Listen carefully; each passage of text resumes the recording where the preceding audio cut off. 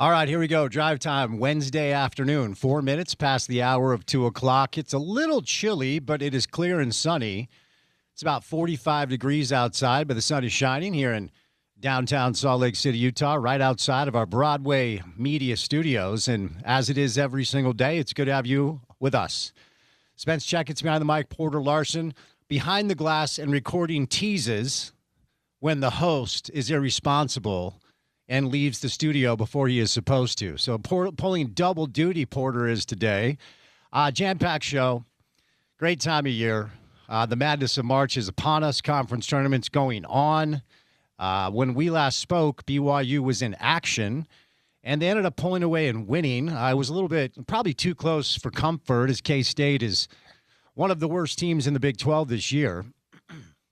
But A.J. DeBonsa with a very special 40-piece, and BYU, was able to get that done. And they march on. Obviously, University of Utah's season ended yesterday, so we'll do some college basketball on the show. The Jazz are in action tonight. My New York Knicks are in town. So for the second time in 3 nights, your boy's going to the Delta Center. Going to go check out some Jazz basketball, see if Will Hardy can pull it off tonight in a way that he was not able to pull it off a couple of nights ago. Despite Will's best efforts, playing Elijah Harkless and Blake Hinson and a bunch of two-way guys down the stretch, the Warriors could not take advantage, and the Jazz accidentally won a basketball game. And now we find ourselves in a very precarious spot. They're going to hang on to their asset, but I don't think they can lose their way into the bottom 4. And that's pertinent because they're all but guaranteed holding on to the draft pick if they finish in the bottom 4. Now, we won't know until the lottery, no matter what. But we'll go for some scenarios on the program today. Weird 24-hour news cycle in pro football as the trade that everybody was talking about, and now it's looks like it's no longer going to be the case. So Max Crosby is headed back to the Raiders, ? After failing his physical. Now, the latest report is Chicago's very interested. Now, the Raiders have made a bunch of moves since they traded Crosby to Baltimore, and they have 11 first-round picks. So that's going to be a young team. If this was like mid-season trade deadline stuff, I think it would be a lot more difficult to figure out how this is going to move along. But I still believe the Raiders are going to move on from him, and the Bears apparently are interested, so the latest there. Probably buried the lead. A historic night last night in the NBA as Bam Adebayo went for 83 points. Now, of course, we have to complain about cool things all the time in the United States of America. It's an amazing accomplishment, full stop, okay? Now, did he go to the free throw line a lot? Yes. Were they trying to get him over 80 points? They were. Were they forcing the action against a Wizards team who, by the way, the oldest starter last night for the Wizards, 21.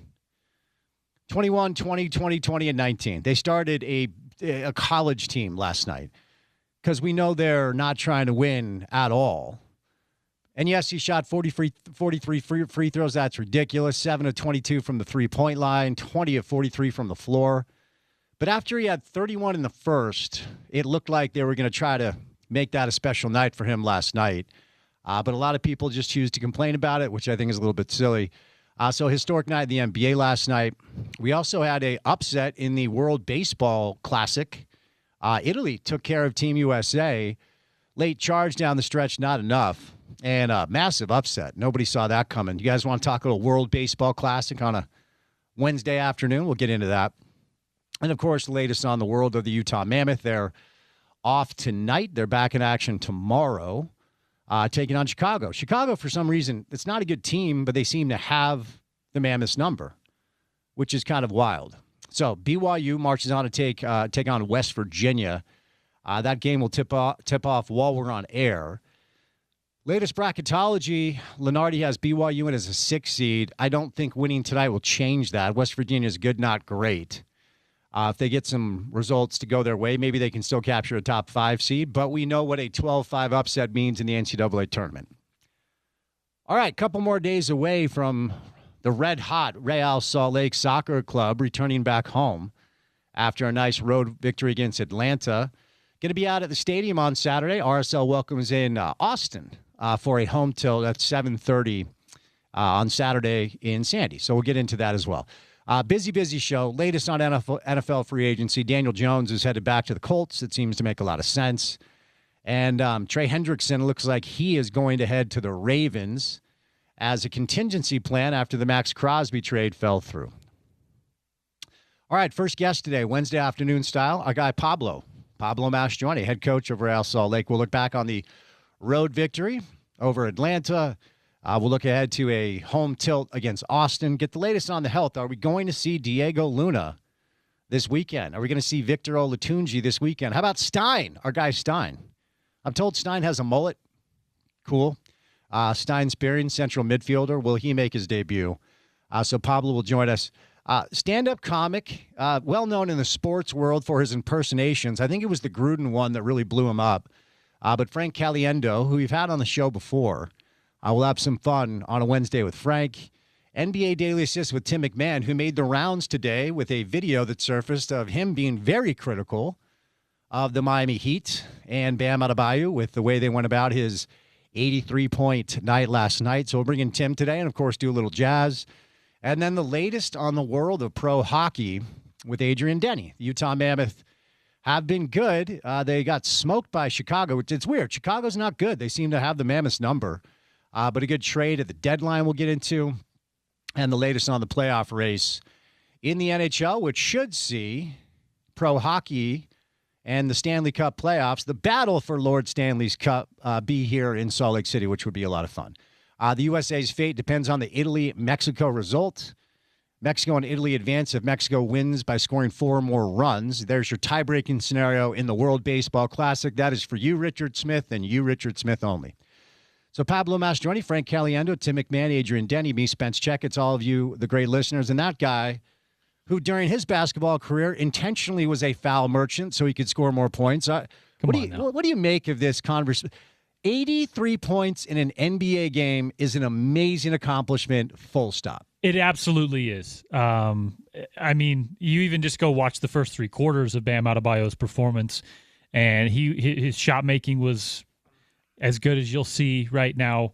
There was a point where the game got a little silly. It got a little ridiculous trying to get him from 60-plus to 80-plus, right? Like that number and getting over Kobe's mark is and always has been kind of more than the Wilt mark, I think, for this generation, because that one seems more untouchable.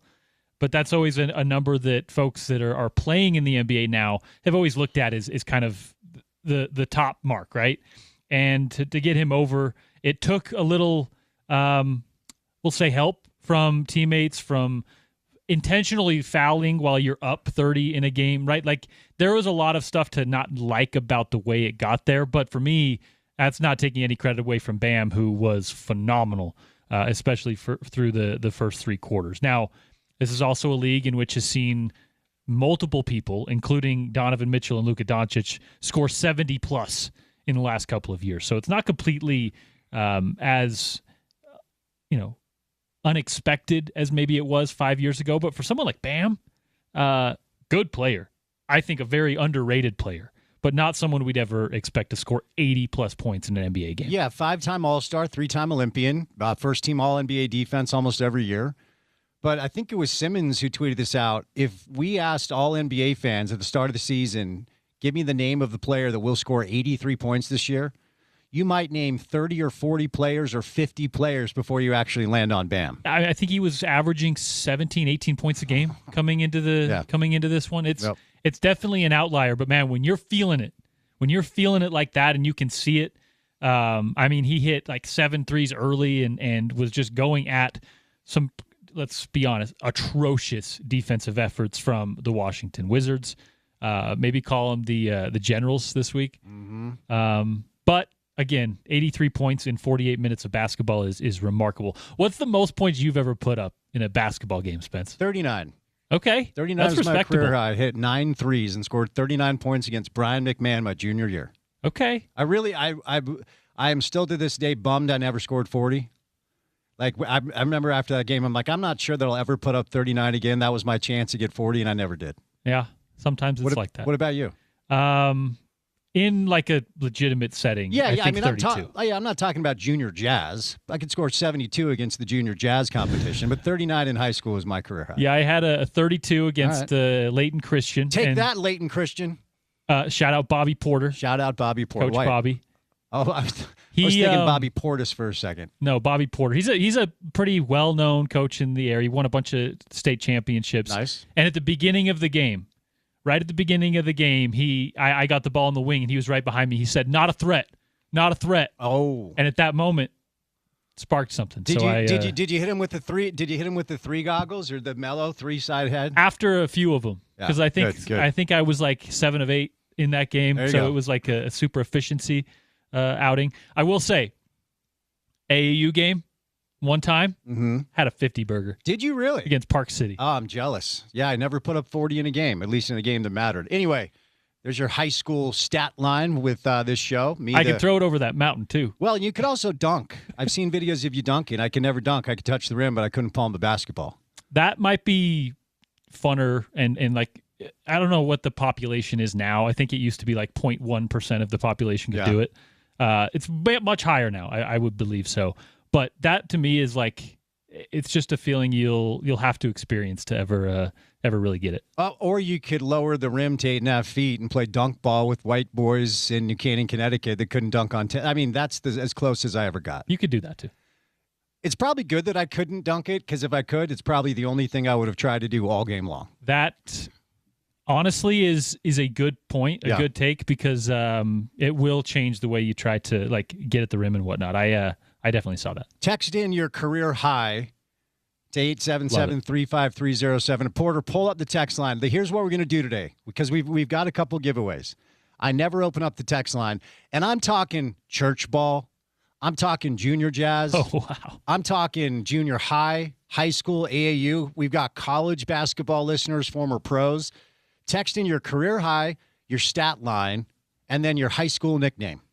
And we're going to pick one of you to say, I think we've got Mountain America Expo passes or something. Yes. All right, we'll do that. Sportsman's Expo. There you go. 877-353-0700. That's right. It's Uncle Rico Wednesday. I will say, the 50 burger AAU ball was cool. Yeah. I had a 10-point, 10 assist, 10 rebound triple-double once. Nice. That's my favorite of all time. Very impressive. No way I had a triple-double, because I wasn't passing or guarding or rebounding. I'm just shooting. All right, our first guest today. We'll see. Do you think Pablo's a basketball player? We'll ask Pablo his career high in goals scored throughout the course of his career. Then it's Frank Caliendo, Tim McMahon, and Adrian Denny. But before Pablo joins us on this Wednesday afternoon, courtesy of our good friends at Prize Picks, it's time now for your opening tip. Welcome to The Drive with Spence Checketts on Utah. Worries there. New feature alert. Prize Picks now has early payouts. If your player gets off to a hot start, you now have the option to cash out those winnings before the game even finishes. Download the Prize Picks app today. Use the promo code ESPN700 to get $50 in lineups after you play your first $5 lineup. Promo code ESPN700 to get $50 in lineups after you play your first $5 lineup, because on Prize Picks, it is good to be right. All right, we've already discussed it, but look, sometimes a fun thing is just a fun thing. Like my producer Porter hates puppies and babies and children and believes if you have a child on a plane that makes noise, you should be executed. Not all that's true, but you get the deal. Sometimes a fun thing should just be embraced as a fun thing. And I don't know why. You know, I can remember watching NBA basketball the night Kobe Bryant put up his 81-point game against the Raptors. And I wasn't watching that game specifically that night. And this was really in the early days of, social media, early days of like NBA Twitter. But there was a buzz that started to make its way around the internet like, hey, you should probably turn it to the Lakers-Raptors game to see what Kobe can do. Because for years, Wilt Chamberlain's 100-point game has kind of been this holy grail in pro basketball. Can anybody ever do that again? Porter referenced the 70-point games recently from Donovan and Luka Doncic. So players have been kind of approaching the Kobe area. Now, to get to the Wilt area, there's still some things that need to fall into place. But let's talk about a little context here. Wilt Chamberlain, as the story goes, there's no video footage, and I certainly was not alive when Wilt Chamberlain scored his 100-point game. The tale, the lore, if you will, is that he was playing against a Golden State Warrior team that was 18 games under 500. I believe that's the deal without maybe two of their starting centers. So the lore is, and there was no 3 seconds. Remember, Wilt, when Wilt was certainly early on in his NBA career, later on, Bill Russell, Kareem Abdul-Jabbar, but Wilt was kind of like almost a circus freak attraction because nobody else in pro basketball was built like him. Nobody else in pro basketball moved like him. And as the story goes, and you can look it up yourself because we do have the internet these days, the entire game was basically throw it to Wilt, and he would turn around and just put it in the basket. Just think of like if you were ever playing basketball with your nephews or something, and they're all just reaching at you, trying to jump up, and all you have to do is hold the ball over their head and put the ball in the basket. Now, let me be clear. 100 points in a basketball game, regardless of how you do it, takes incredible stamina, number one. And Durant talked about this last night after his game when he heard what Bam had done. So I'm not diminishing any of these accomplishments. I'm bringing context to try to understand what the hell we're doing about last night. There are reports that there were fouls committed in order to get Wilt more opportunities as he was getting closer and closer, because can you believe it if one player can really score 100 points in a basketball game? That wasn't just like it's not like he was playing the Bill Russell Boston Celtics, in a playoff game and scored 100. The story goes he was playing a bad basketball team whose tallest player was probably 6'6" or whatever, and he's 7 feet 7'1", with the ability to jump like a gazelle and run up and down the floor. And 100 points is 100 points, period. Now, I've always said, in my opinion, the Kobe 81 against Toronto felt like almost, a better accomplishment, if the stories are true, about Wilt simply catching passes and pivoting and placing the ball in the basket. But here's the other thing about the Kobe game. 13 of his 81 points were scored in the final 4.5 minutes when the Lakers were up double digits. The Raptors were 12 games under 500. That was also a bad basketball team. 81 points is 81 points, especially by a perimeter player that doesn't have a physical advantage. But there are things that happened in the other games where players went crazy, which brings me to last night. Bam Adebayo now has scored the second most points in the history of the NBA in a single game, scoring 83 points, and broke the league record for free throws made and free throws attempted as Miami beat Washington 150-129. And yes, they were running them off the floor. And yes, they were intentionally fouling to see if they could get Bam to 80. And yes, they were forcing the action to get the ball to Bam. But it was fun. It was cool. It was fun and cool for a league that right now, about 5.5 months out of the year, marches out a product that oftentimes is absolutely unwatchable, boring, and broken. And for one night, everybody forgot about that. His mother was in attendance. His girlfriend, Asia Wilson from the WNBA, this was the first time she had the opportunity to be in the building, which I thought was really cool. Like, it was like, wait, is he just trying to show off for his girl? And if he is, that's awesome. Like, he's got his girlfriend and his mom in the building. He wants to show off for his mom and his girlfriend. Really cool, right? A really fun, cool story. He was emotional after the game. And Bam has a reputation of being a high-quality, high-character teammate and a guy that does things the right way. That's why he's been on the Olympic team 3 times. That's why he's made 5 All-Star teams. And, yes, when you look at the stat line, it looks a little bit ridiculous. He broke LeBron James' Miami Heat single-game record of 61 points back in 2014. And, by the way, Bam's season high prior to last night, 32 points. His season high prior to last night was 32 points. Now it's 83. Just a cool 51 more than any game he had so far. And yes, he played a bad Washington team, just like Kobe played a bad Toronto team, just like Wilt played a bad Warriors team. Like, it's if the team was any good, there's no way you can go for something like that because you have some pride, you have some vets. The oldest starter for the Wizards last night was 21 years old. They started a 21-year-old, three 20-year-olds, and a 19-year-old. I don't know how calculated this was, but after the first quarter, because as Porter referenced, I mean, on fire. 31 points in the opening quarter, 43 at halftime. And then he got up to 62 points in the third quarter and actually missed a few shots. Like, oh, no, is he going to stall? But I would imagine after scoring 31 in the first, Eric Spoelstra was kind of like, all right, let's have some fun here because this game is stupid anyway. That team that we're playing doesn't give a rip. They're not even trying to win. We're going to smoke them even if we're not trying. So you could see during some of the timeouts as the game started flowing a little bit that Spo was like intentional to formulate a game plan just to get Bam the looks that he needed. Because when you look at the rest of the box score, I mean, at one point, the rest of the players were just like, I don't want to shoot. Former Jazz legend, pardon me, Simone Fontecchio was the second leading scorer with 18 points, but he had 6 of 7 shots, 3 of 4 from 3. Like, at one point, everybody pulled the plug and was, like, scared to even shoot it.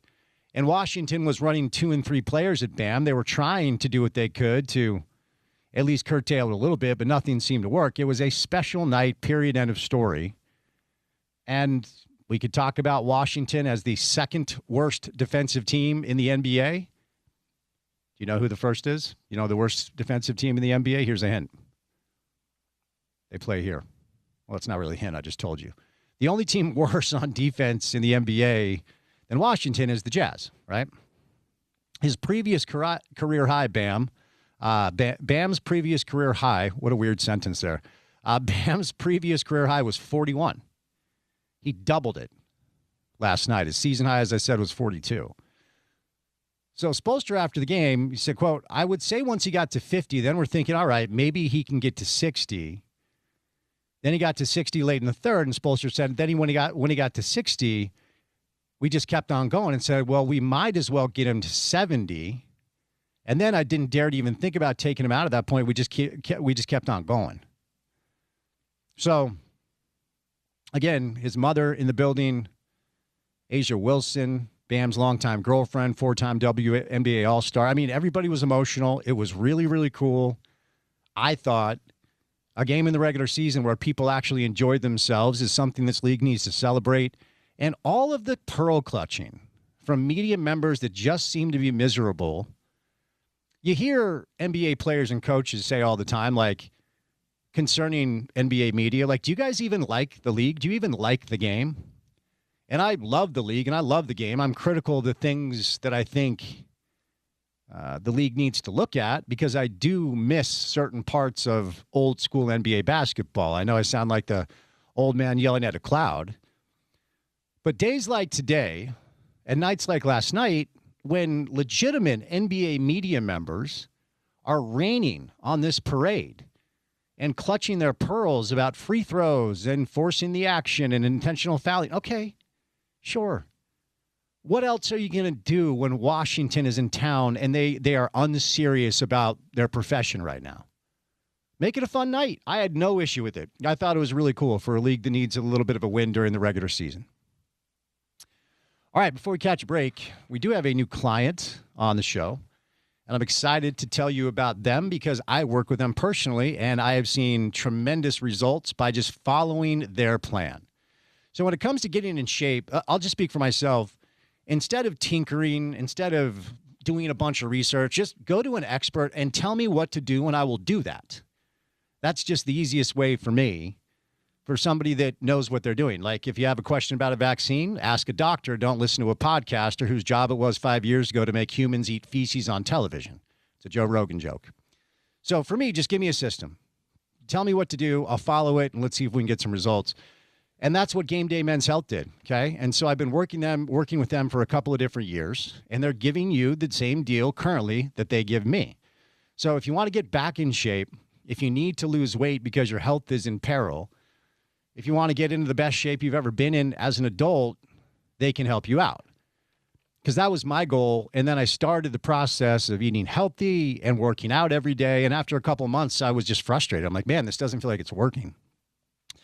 So I had a friend recommend Game Day Men's Health, went in, free consultation. That's what they're giving you because they're a client on the show. It's a little bit of blood work. It doesn't take a lot of time. Then they sit down with you. They go over your results. They say, okay, here's this level. It looks good. And over here, you could probably use a little help. So for me, I started supplementing testosterone and then utilizing some of their peptides. Those are the two products I use, okay?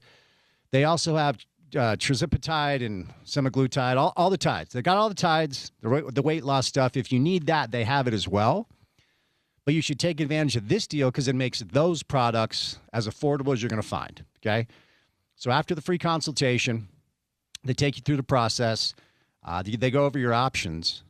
But here's the kicker. If you mention that you heard me talking about it, they're giving you 50% off your membership all year long. It's 9 months. We're in March. Get it done right now because it makes it affordable. It's very easy because they basically give you the plan, and then they follow up every couple months. I go have my blood taken every 3 months. We review my levels.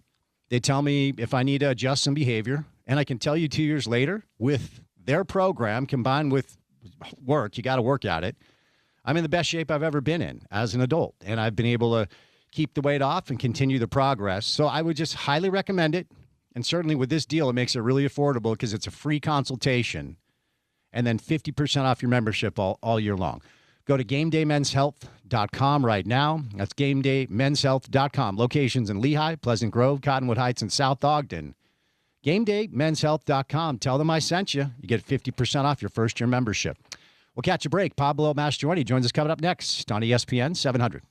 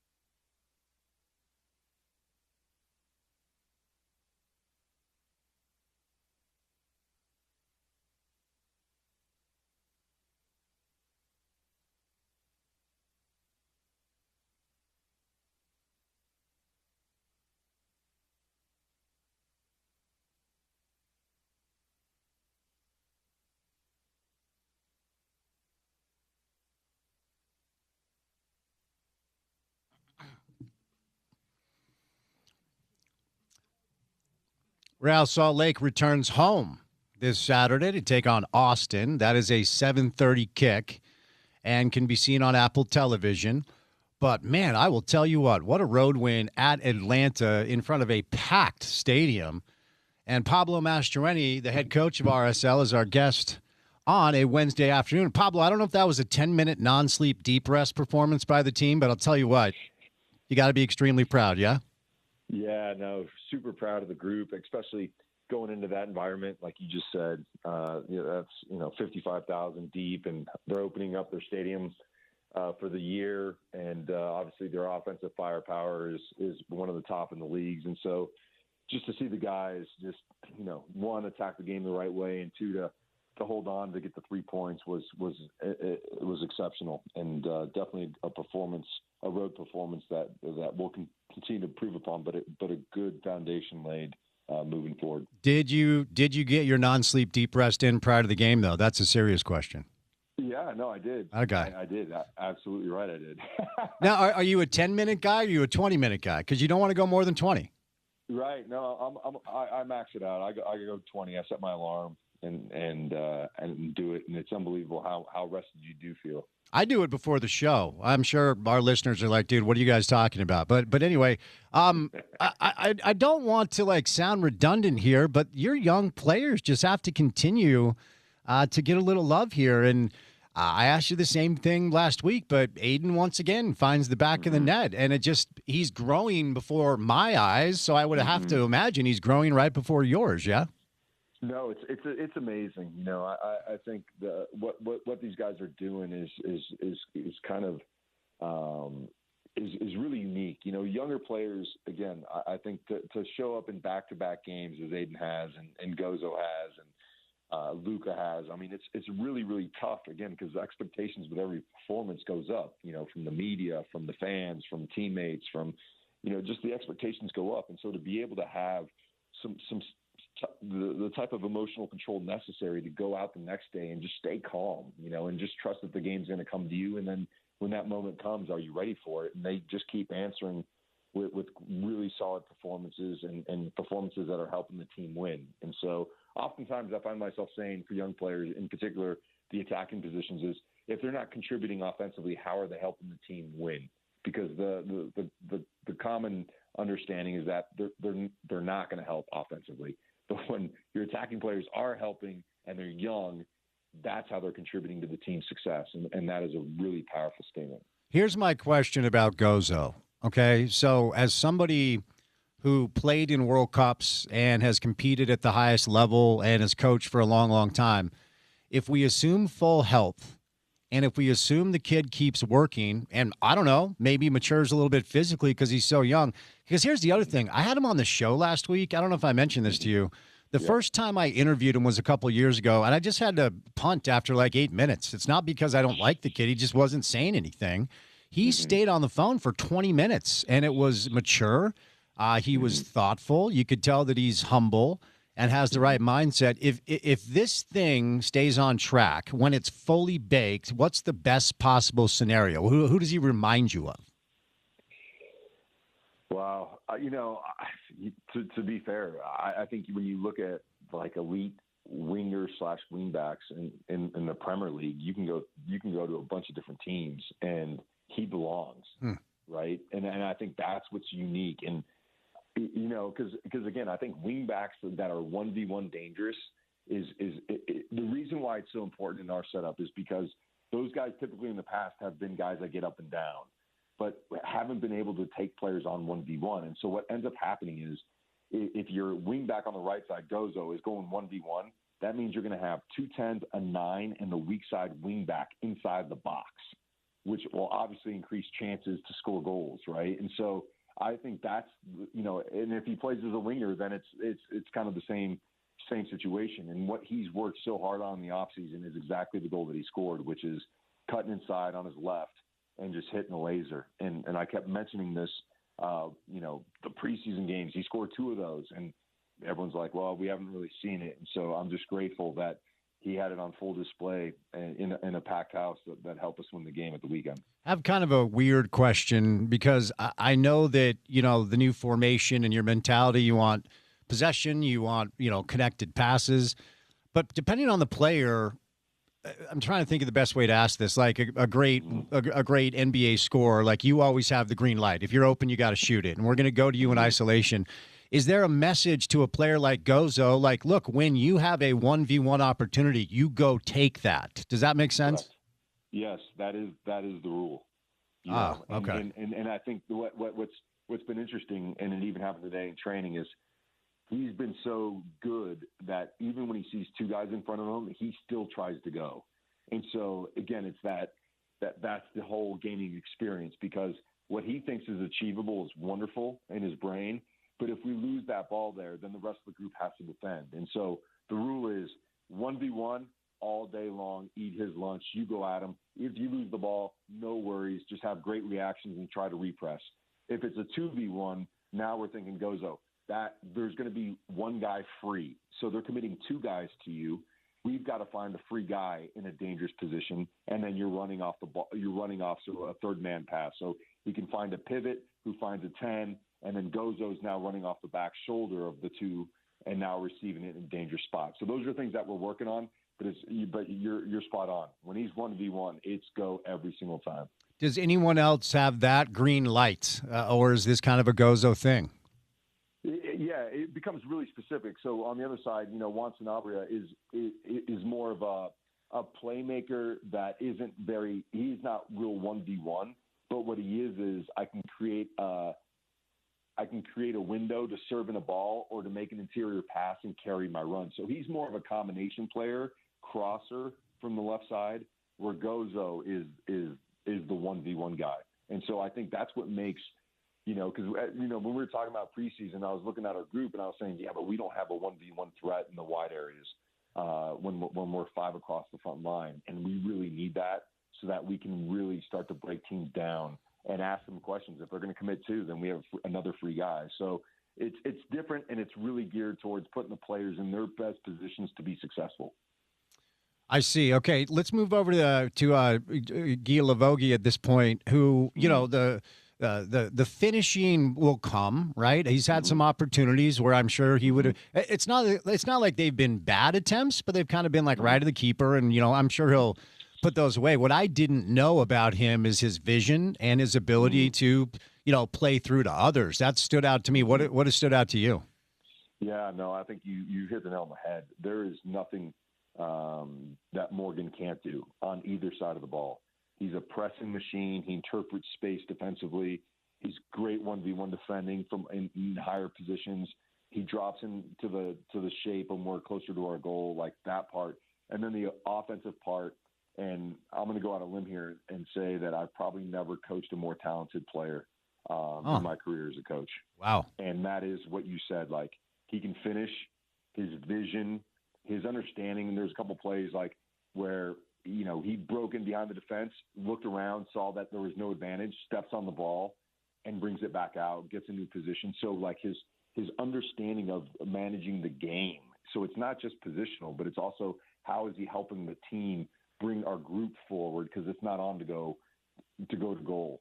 And so, every training session, Spence, I'm just like, oh my, because he sees these passes, these one-touch passes on the weak side that, like, I'm not even looking at. And next thing you know, it looks like it's a ball that's lost. There's someone running onto it, cutting the ball back to him, and him shooting at the top of the box. And so he is one of the most talented players I've been able to coach.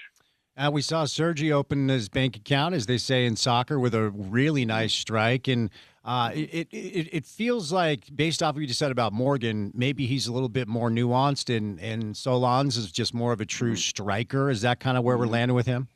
Yeah. He is definitely a more outright striker. However, he is comfortable receiving the ball in between the lines and playing with his back to goal, which is another strong suit for a 9.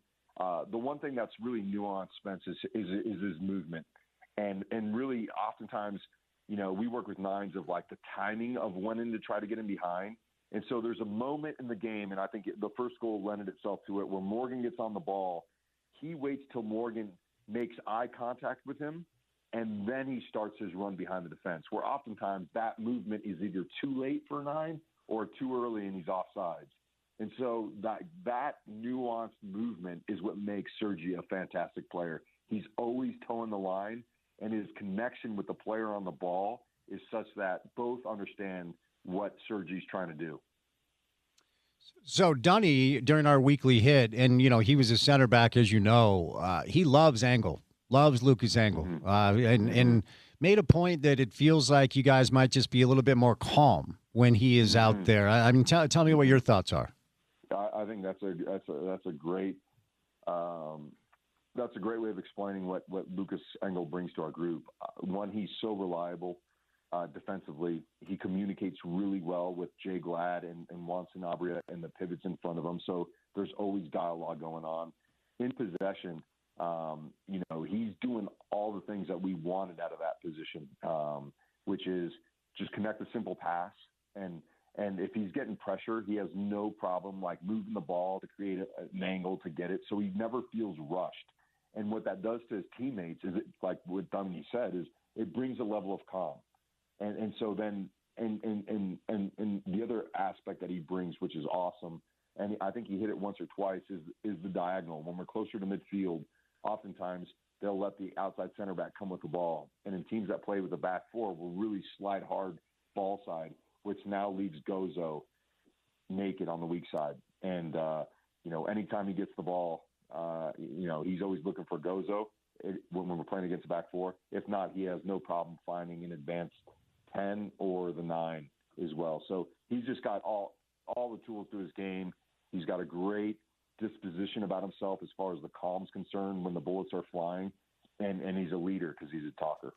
I'm realizing that during the first few weeks of the season, now that we're talking consistently, that our conversations have been comprised of these young kids and the new players. And we need to give Jay Glad a little love, man. I mean, you know what I mean? He just steady vet. You got to have a guy like that just to kind of keep things steady. Yeah.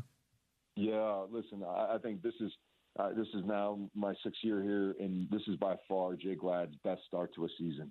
And what I mean by that is a wonderful preseason as far as his focus.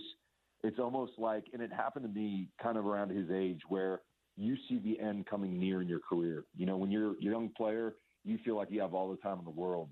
And you get to a certain age where you're like, no, this is it. Now I've got to preserve my body. I've got to really be thinking about the game tactically to preserve my legs. And Jay Glad has just been an absolute rock back there, really working well with our outside center backs, communicating with our pivots. His decision on the ball has been great. And his low block defending, which is when we're defending our goal, has been exceptional. Oftentimes in the past, Jay Glad would want to take a pass and feel like he had to connect the pass, where he's now making the best decision, where if he's under pressure, we're just clearing our lines. Oh, we got time and space. Now we're playing through. And so it's these little nuanced things that I think are making Justin Glad's, initial start to the season elite, because he's doing so much great work covering the spaces behind our center backs so that we can get more pressure on the ball higher up the field. Let's get an update on the formation. I had Jason on yesterday, and I said, hey, how about the 3-5-2? And Jason, who hates Christmas and kicks baby ducks in ponds, said it's actually a 3-4-2-1. I'm like, all right, Jay, whatever. You tell me what it is, and you tell me how the progress is going. Yeah, well, it's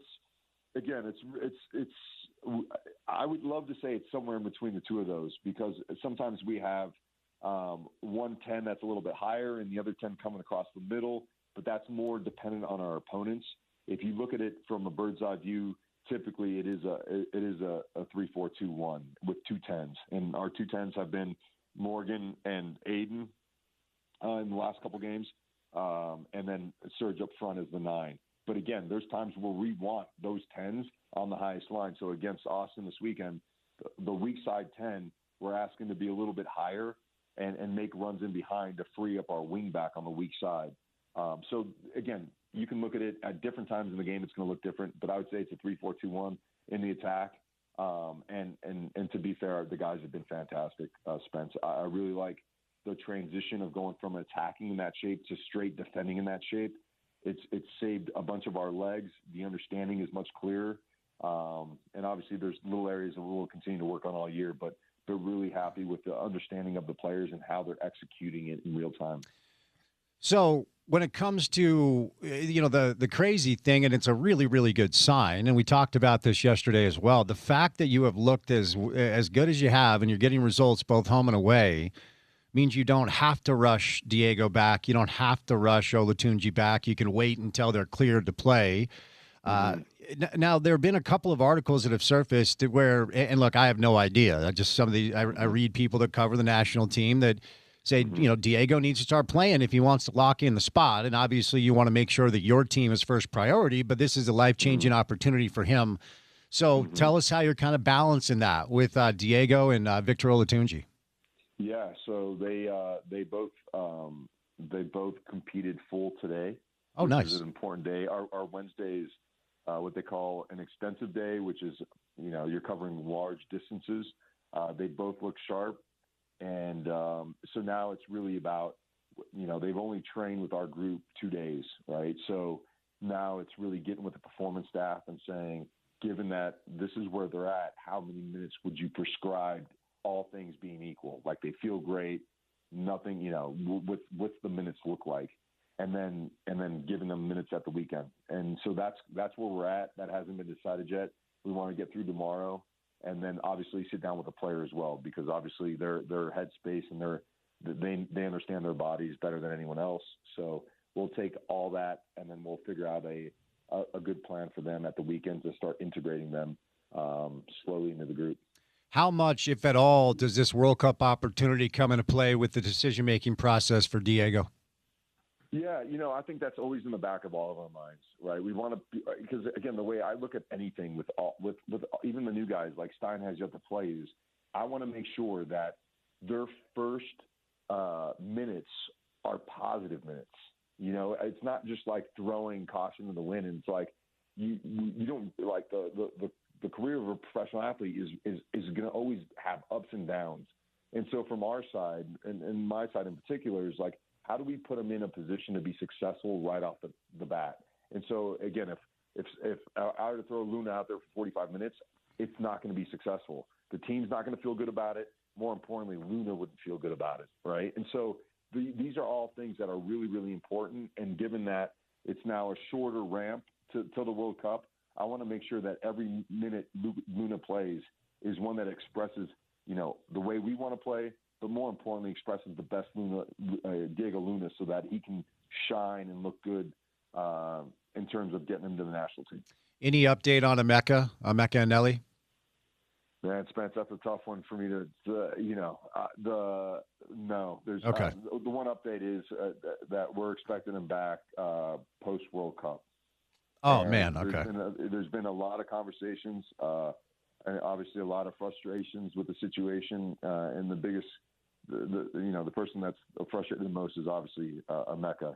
He's been dealing with this, and it's one of those medical mysteries where, you have certain doctors saying this, certain doctors saying that, and then he feels something completely different.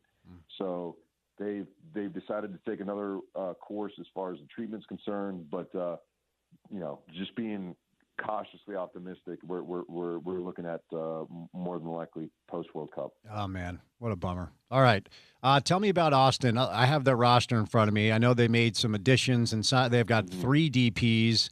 I don't know what the hell a TAM is. There's whatever. Like, just tell me about this team. What makes them dangerous? How do you keep this thing rolling on Saturday?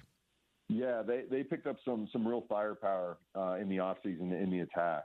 They picked up a winger from Minnesota. They picked up a winger from Vancouver, and they brought in a DP that was in Orlando last year, but then went to Brazil, and they brought him back to the league. So their attack is really good.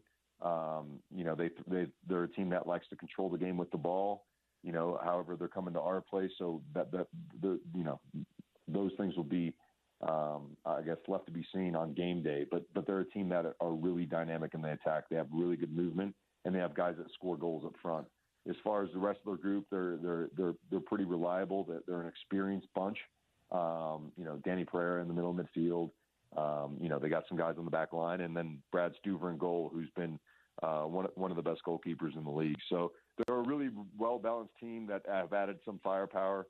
And what I'd like to say is that it's no different than the teams we played, whether it's Seattle, whether it's Vancouver, or whether it's Atlanta. It's another really good team that we have to make sure we take care of our business to get a good result. You know, Freddie hasn't won here since he left, right? You know what? Never mind. No comment. No comment. I'll set you loose, man. Thanks for the time. Good luck. I'll be there Saturday. I'll try to come down and say hi, okay? Let's go, Spence. Appreciate it, bud. All right, Pablo Mastroeni, great start of the season for RSL. You can hear the excitement in his voice. Morgan Guilavogi, the most talented player he's ever coached. This is going to be a fun year. I know a lot of you aren't soccer fans. You can do a lot worse on a summer night than America First Field. Saturday night should be fun. The weather looks good. Go to rsl.com for information. Porter, what do you make of the way Austin decided to utilize their GAM and their TAM? It left some to be desired. Yeah, I agree with that. Danny Perea is a TAM player. Ilya Sanchez is a senior GAM player. So, interesting dynamic there. Do we have people texting in their career highs from their basketball careers? Not really yet. I think we got a bunch of non-hoopers listening to the show. Okay, well, we're talking soccer. Yeah, true. I do want to give a quick shout out. Speaking of basketball. So, Gordon Kenner, who was the coach at Murray when I played at Bountiful, he coached Britton and Jeff Johnson back in the day. He just sent me his book, Are You Bigger Than the Game? He wrote a book on basketball. So for you hoop heads out there, Are You Bigger Than the Game? Gordon Kenner, legendary Murray coach. Appreciate you sending that along. Here's the deal. Career high for your boy over here, 39. Porter dropped a 50 burger in AAU and messed around and had a triple dub. Text us your career high, 877-353-0700. Church ball, junior jazz, I don't care. Backyard with your boys. Dunk ball for you white boys that couldn't dunk and got it down to 8 foot. 877-353-0700. And we'll hook you up with some passes. Check out the 2026 International Sportsman's Expo, March the 12th through the 15th at the Mountain America Expo Center in Sandy. Hundreds of exhibitors and experiences for fishing, hunting, boating, off-roading, RVing, and more. Text right now. If you want to throw a stat line in, hit like 5 threes or whatever, 14 of 20 from the floor, 877-353-0700. All right, we'll catch a break and have some fun coming up next. Frank Caliendo, who is a big-time sports fan, stand-up comic, unbelievable impersonist. He's going to join us coming up next on ESPN 700.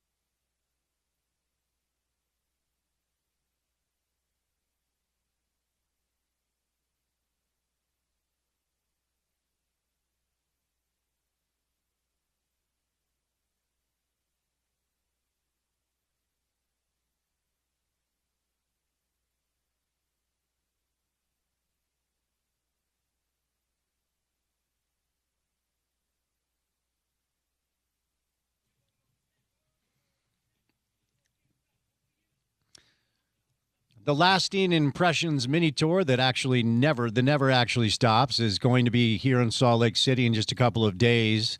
Our friends at Wise Guys, of course, Keith Stubbs, friend of the show, friend of the program, friend of the station.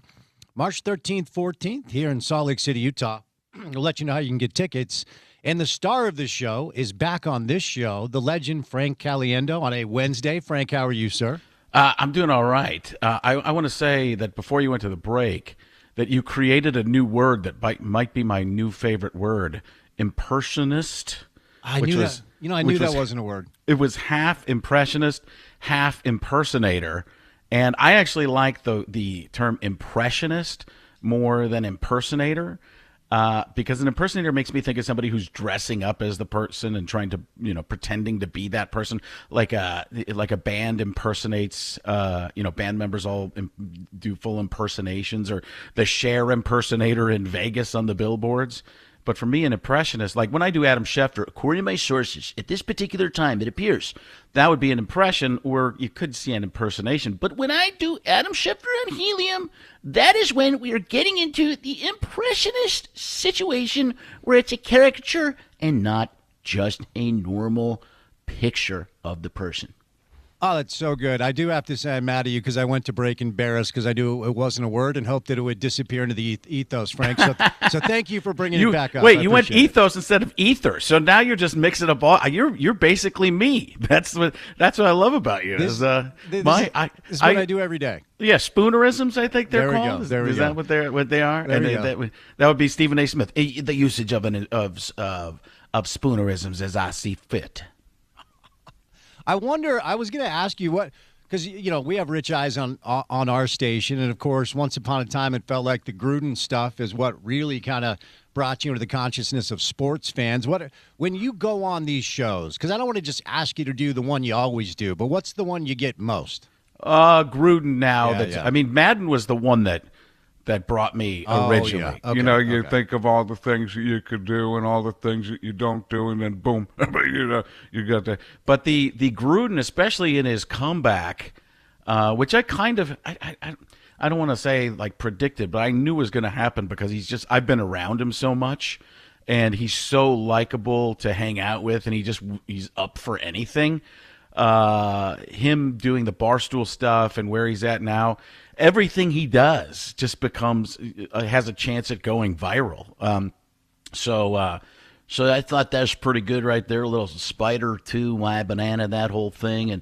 But that's what we're talking about, man. We're just getting ready to do it. I was at his the Fired Football Coaches Association headquarters, which is in Tampa, and he's like, he came to my show that night, and he's like, "See you." You think your audience would like it if I came up on stage with you, man? I'm like, well, yeah. I went Scooby-Doo. Yeah. Like, zoinks, like, hey, Scoob, would you do it for 3 triple-decker salami sandwiches? Yeah. So it was, so he came up, and we're just going back and forth, and the audience is just going crazy because I said he was there, and nobody really believed me except for the people sitting around him, and then he came up on stage, and everybody went nuts. And he did some play-by-play kind of stuff and then called out for me to do now do Jerry Jones eating a sandwich, man. How's that? Well, I have, as the proprietor of this sandwich delicatessen, we will enjoy this sandwich. So we're just doing that stupid stuff, and he's like, "Do Patrick Mahomes, man." Oh man, I was just trying to, come up with a. He's like a little kid. That's my Patrick Mahomes. Yeah. Like, I have a Snicker bar and Juju Bees and whatever. Okay.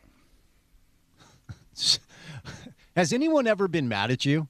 Because when you're in your space, and it's great that Gruden is a good sport, has anyone ever been upset at the way you've kind of portrayed them? Yes, but I one time texted Gruden and said, am I one of those guys that's like, keep your friends close, keep your enemies closer? Yes. He's like, no, I love you, man. Cindy and I, we love you, man. So Madden didn't like me for the longest time. Okay. John Madden didn't like me at all. And I finally made his grandkids laugh at the Super Bowl in Dallas, and it kind of turned it around somewhat. And Jim Rome, not a fan. Not Caliendo, not one of my favorites. Dude, I will not even look directly into his eyes. It's like Medusa going to turn to stone, and this is another episode of Clash of the Titans. Not cool. Perseus, Pegasus. Dude, what is up? Because I think one of the worst qualities in a human is taking yourself too seriously, right? Like self-effacing people. We're here to have a good time, and Rome strikes me as the type of guy that would take himself too seriously. Yeah, I think he's just on a pedestal. And the clones want to hear him. He believes that the clones want to hear him at the highest level, but not good. So I don't know. I wish he would I like these guys. So, I enjoy all the people that I do impressions of. And so people know it's not just sports. A lot of people think it's just sports that I do. Mm-hmm. And then they think, oh, I can't bring my wife to a show or my girlfriend or whatever. And I'm like, no. It's for everybody. It's like the news. Sports, weather, and the fluffy bunny stories. But when I'm on a sports station, I'm obviously going to talk about the sports stuff. I've been watching basketball day to day, and is Barkley doing college basketball again? He will during the tournament. Yes. Oh, yeah. That's because I didn't know with the ESPN TNT thing. I guess college is separate. So and TNT probably still has college basketball, but that was the most amazing thing years ago when they're like, Charles, you don't pay attention during the NBA season. Do you know anything about college basketball? Nope. Oh, let's pay you double and we'll have you do that as well. That's a really good idea, guys. And then he's like, The guy with the headband passed to the guy with the blue shoes. He did a really nice job. like what game are you watching? I don't know, the Wildcats. Which Wildcats? Well, there's like 12 of them, I think. It's Kentucky you're watching. I had no idea. Thanks a lot. What do you think, Shaq? Shaq's not on this show. What are you doing? Have you ever met Chuck? Have you ever met Chuck? Oh, yeah. I've hung out with him. Yeah. What was that like? Tell me what that was like. He's awesome. I mean, when I met him, he came up to me. It was an event for the Phoenix Suns charities. He's like, Frank, you got to keep doing me. I'm like, what? You got to keep doing that impression of me. Why is that? Because every time you do it, I end up making more money. It's like I don't even understand why. People here doing it on the radio. Next thing you know, I get a new commercial for Taco Bell or Weight Watchers. So now I got the fat shot. But yeah, he's always been great. He's had a lot of fun with it. And there was a story a while ago. I never told this story because Charles told me actually at that event. Oh no, it was actually that was the NBA Finals I saw. But he told me about that John Madden wanted to sue me at one point because of something I'd done, and he called Charles Barkley. And Charles had the whole story about how they called his agent, and the agent's like, John Madden wants to talk to you. He's like, why does John Madden want to talk to me? And then Madden calls him and is like, we got to sue Caliendo. And he's like, what? Why we got to sue Caliendo? Because he's doing these things that he shouldn't be doing. People are thinking we're saying things that we're not saying. And Charles like, come on, man. Anytime somebody talks about us, that's good. And then Charles finally talked about that on the New Heights, the Kelsey podcast, 2 years ago. And the only reason I name drop that is because my daughter, that's her couple degrees of separation from Taylor Swift. But Charles talked about it on that on that podcast. I'm like, well, now it's open season. He had told me the story. I didn't know if it was in confidence. I didn't ever want to ask him about it. And then once he started telling the story, I was like, well, I'm going to start telling the story too, which is pretty cool. Love it. I'm trying to think if you would have any Utah ties. I mean, Karl Malone would probably be the option because people have been impersonated Karl over the years. Do you have any impersonations of anybody with a tie to the state of Utah? No, I don't think I do. Yeah. Nothing specific. A lot of times I don't have anything unless there's, unless a national, a local broadcaster becomes a national broadcaster. Mm-hmm. That for the sports reason. I'm trying to think if there's anybody non-sports that I would tie to Utah. So I couldn't think of one offhand. Well, now there's no way that I can go national because if you ever impersonate me, it'll be mixed up words and metaphors. So I'm going to have to stay in Salt Lake my whole life now. That's half my impressions, though. Half my impressions. That's what Gruden does, man. As we come up with a new word, George W. Bush did that same kind of thing. Just try to thinkify what, brainificate and get it done, man. Is Trump just low-hanging fruit because everybody Well, it's does very him? simple. I do a different Trump than a lot of people do because a lot of people do the over-the-top Trump, and I do the quiet library Trump. It's the one where you check out a book and never bring it back.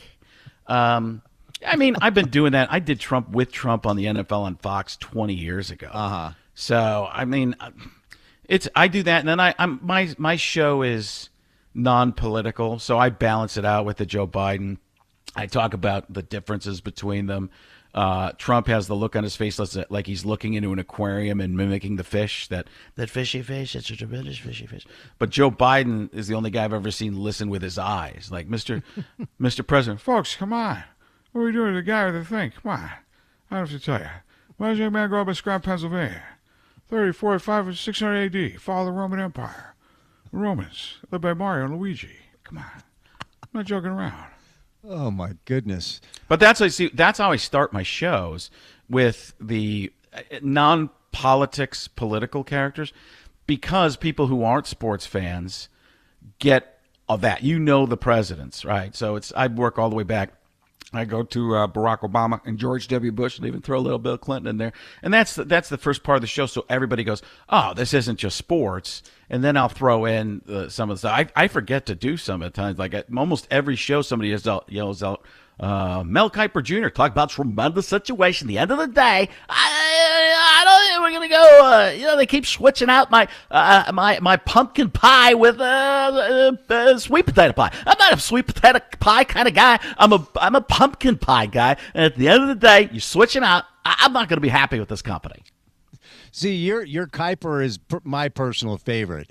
And honestly, that's because I've convinced myself in my mind that Mel probably hates it. Any idea?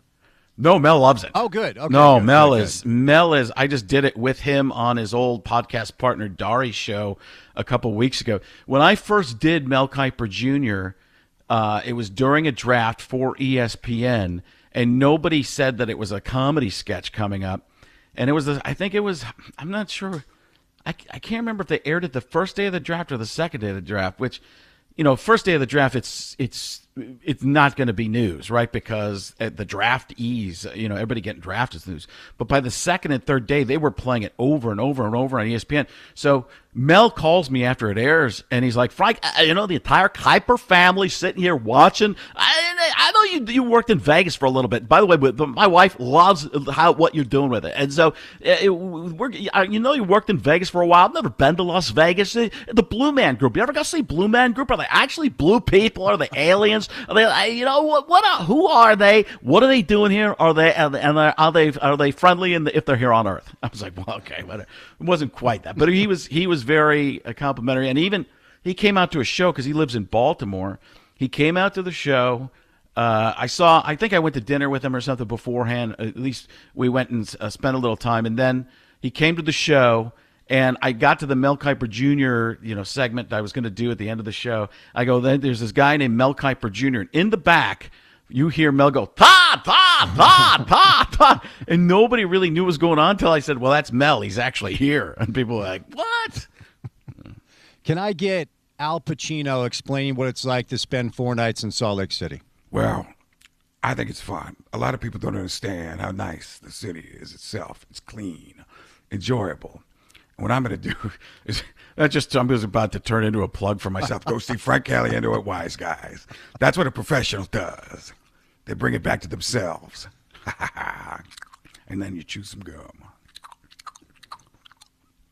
So when it comes to your show, and you've been doing this how long? 30 years? I mean, how long have you been doing stand-up? I graduated from University of Wisconsin-Milwaukee in 1996. Okay. So, broadcast journalism degree, and I'm talking like Gruden. I'm not even trying to, man. So that's basically when I've been doing it since then. So 96, so 30 years, yeah. So how much of it is sport? I mean, you're so. I pepper it in. It's in and out. Yeah. So I'll do the Trump Biden jokes and stuff about them, and then I'll get to maybe some Robert Downey Jr., which is basically just burping out the second half of sentences. Little Jeff Goldblum, ooh, yes, of course. Why is my favorite vowel. And why is that? Because you can use it as a question, a consonant, or a vowel. Ooh, and you could use those in some of your words that you make up, yes. but I go that, and then I bring out To Charles Barkley, do some of that, and I'll go ahead and talk about John Madden and the thing. Madden's a small part of my act. I introduced Morgan Freeman pretty early in the show because he's like the narrator for my show, and That's when the audience realized Frank Caliendo didn't have a joke right here.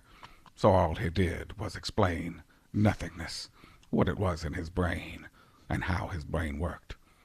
Truth is, he swam through 500 miles of the filthiest slop I can't even imagine. Well, maybe I just don't want to. I've interviewed you before, and we really love Wise Guys. Keith is a friend of the show, so I always try to give some love to comics to come through. I know you've heard people say this before. You're one of one. I don't know how your mind works, where you can do. Most people that do what you do have 4 or 5, right? And do you even have a number for how many impersonations? Yeah, I mean, do? there are some that are really good, I think, and there are some that are okay. And then there are some that I make cartoons because they're not that good. So if you were going to say the best ones that I do, I could probably point to John Gruden, John Madden, Charles Barkley, maybe old school Al Pacino. That would be one. Let's see. But then, the Morgan Freeman has to be right on the money. If it isn't, then you have no idea who it is.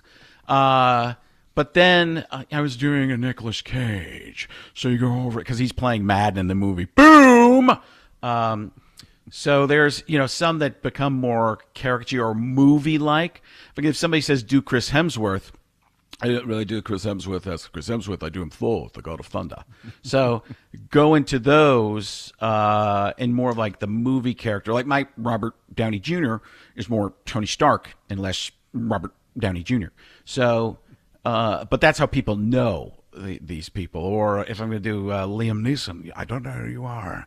I don't know what you want. So it's like go to that Taken kind of role. So those are offshoots of the actual person, but little bits of caricatures. That's why I was never really a person who wanted to do a lot of cartoon characters because a cartoon character is really a person doing an over-the-top character.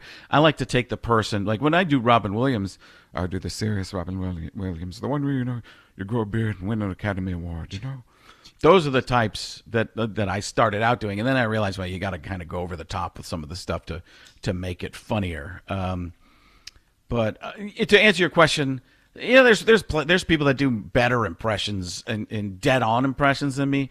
I think I found a way to make them hopefully funnier than a lot of people do, because I grew up, I loved Robin Williams, I loved Jim Carrey, I love those, going in and out of the impressions as opposed to just doing the impression the whole time. And that's what people want me to do a lot of the time. They're like, come in and be this person for, Jerry Jones for 20 minutes. It's going to get boring. I'd rather just go in and out and we do a little Jerry talk.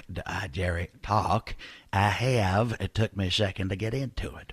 Go and do a little bit and then go out and break the fourth wall, because that's more me as opposed to just trying to, put on a puppet show the whole time. Can I get Adam Schefter breaking the news that McDonald's will no longer be bringing back the McRib?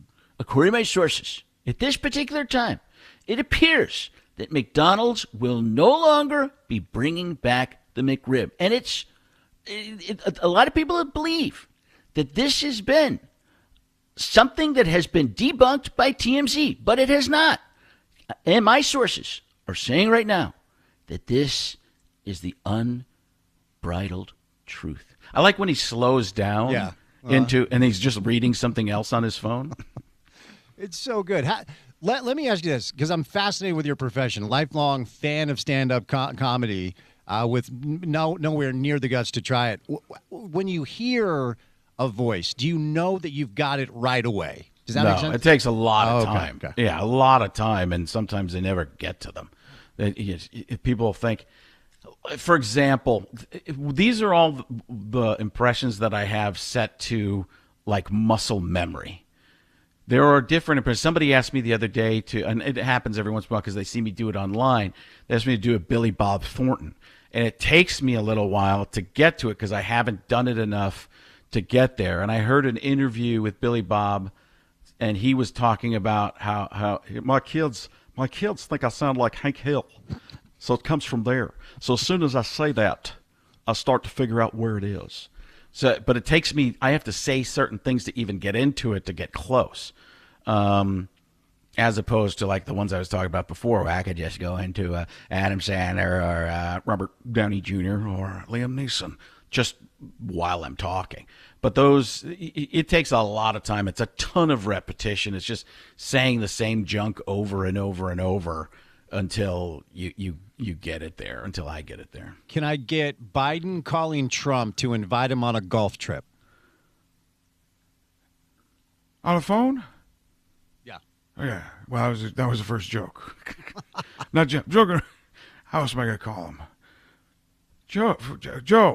Joe, is that you? Are you asking for yourself again? Because you're supposed to ask for me. You're supposed to say Donald. Yeah. Donald. Where is young man going to Scranton, Pennsylvania?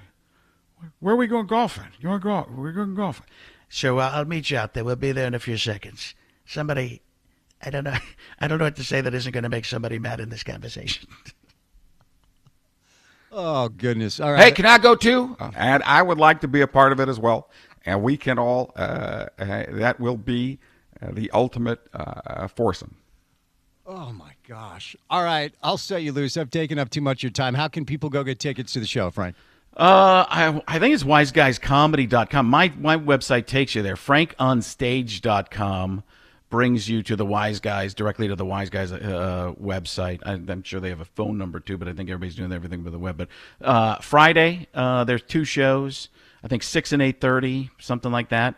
And then Saturday's similar, 6 and 8:30, something around there. But frankonstage.com, or I believe wiseguyscomedy.com. Keith Stubbs is your friend. He should have put that. He should have put that in front of you.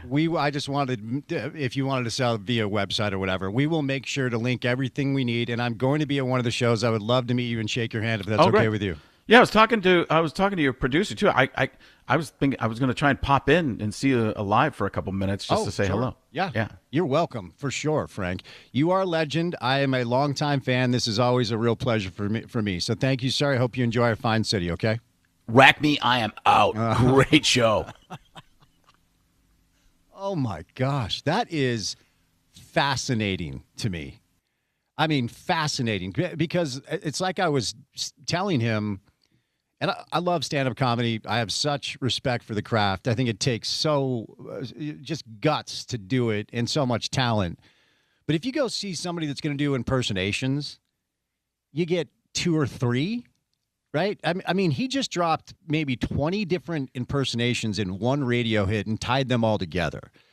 The skill, and quite frankly, I'm sure some of it's just God-given. But the work that he has had to put in over the years to put together an act like this, that nothing but respect for him, man. That's wild. Yeah, as you said, a lot of work, but there's also something there that, like, it doesn't matter how much you or I or some guy listened to this program. It doesn't matter how much they wanted to or tried or worked at impressions.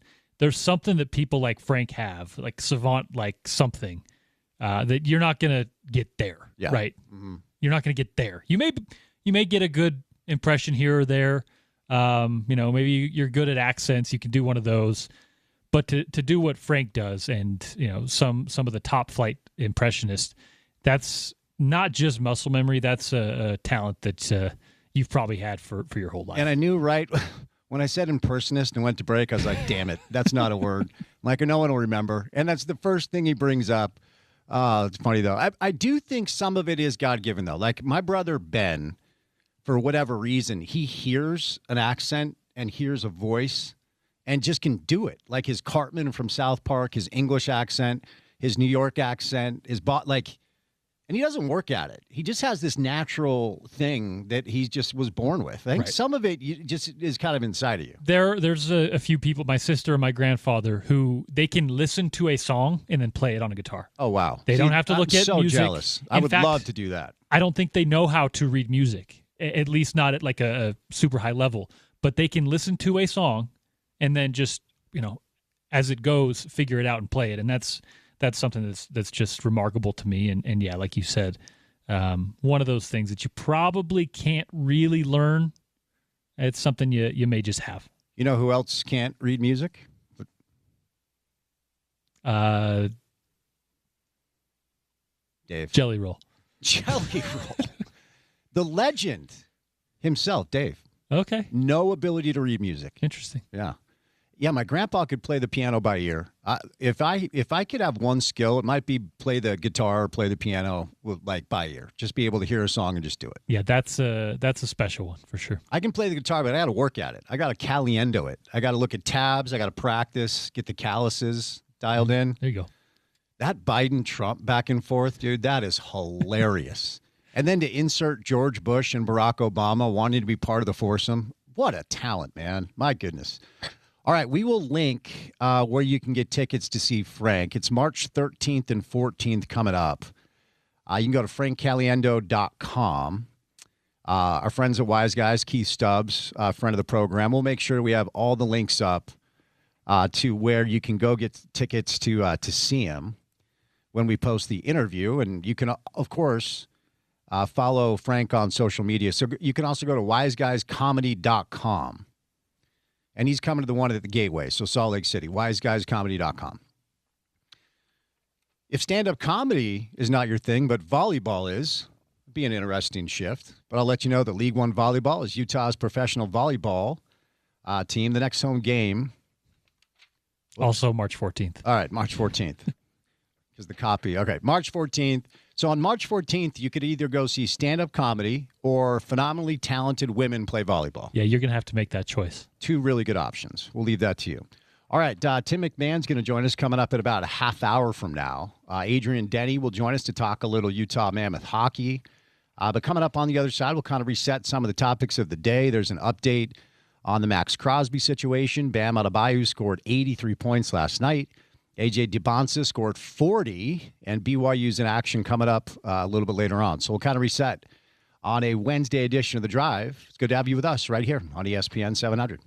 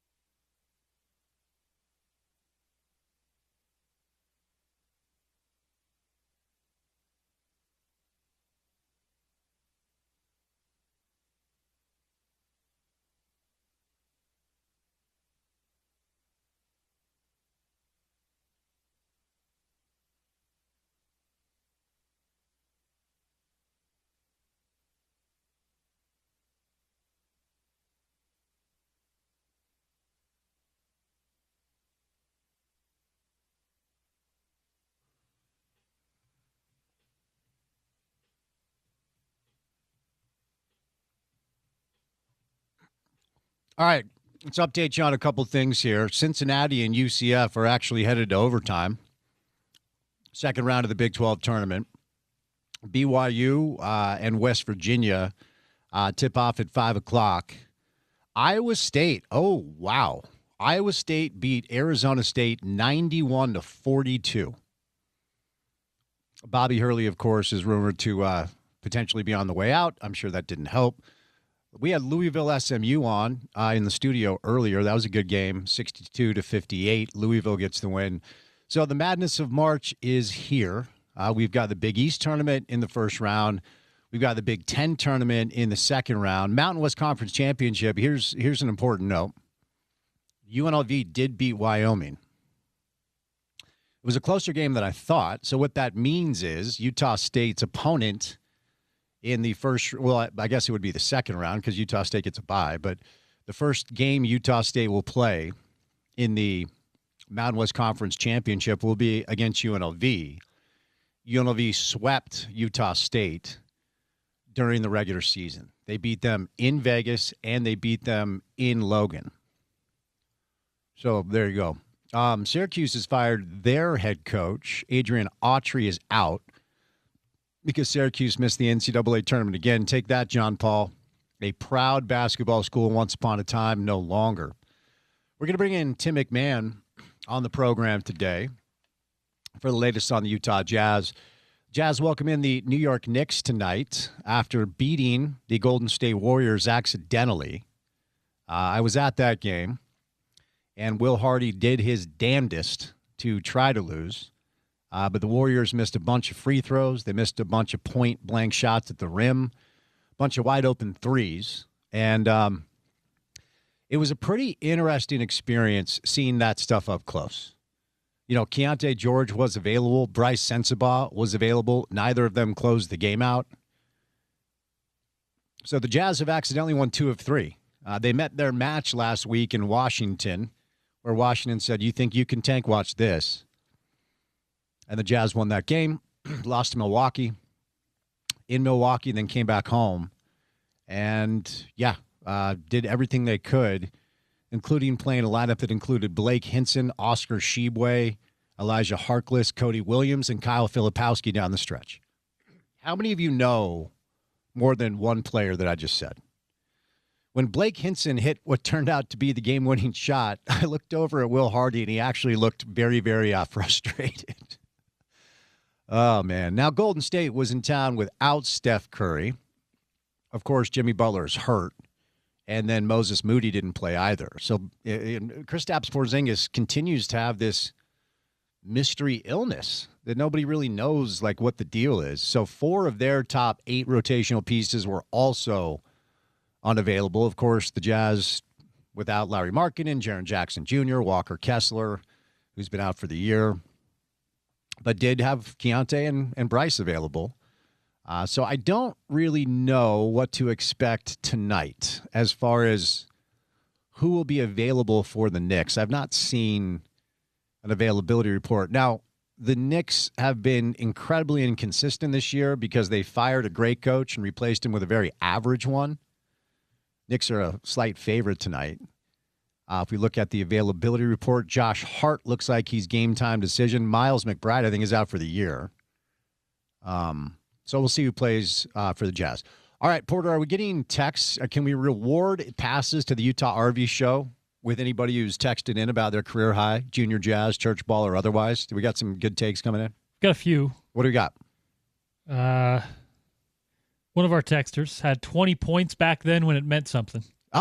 Yuba High School. That's a good point. 1969. No 3-point line. No dunking allowed. Or I'm sure he would have been dunking. But 20 points. Shout out. Let's see. Church ball, 11 points. 11. Give it to that guy. 11 points, church ball. 3 fights. Nice. Ejection. Love it. That's his church ball stat line. He might win. Was the church gym carpet? You do realize back in the day, a lot of the LDS church gyms were carpet floors. Yes.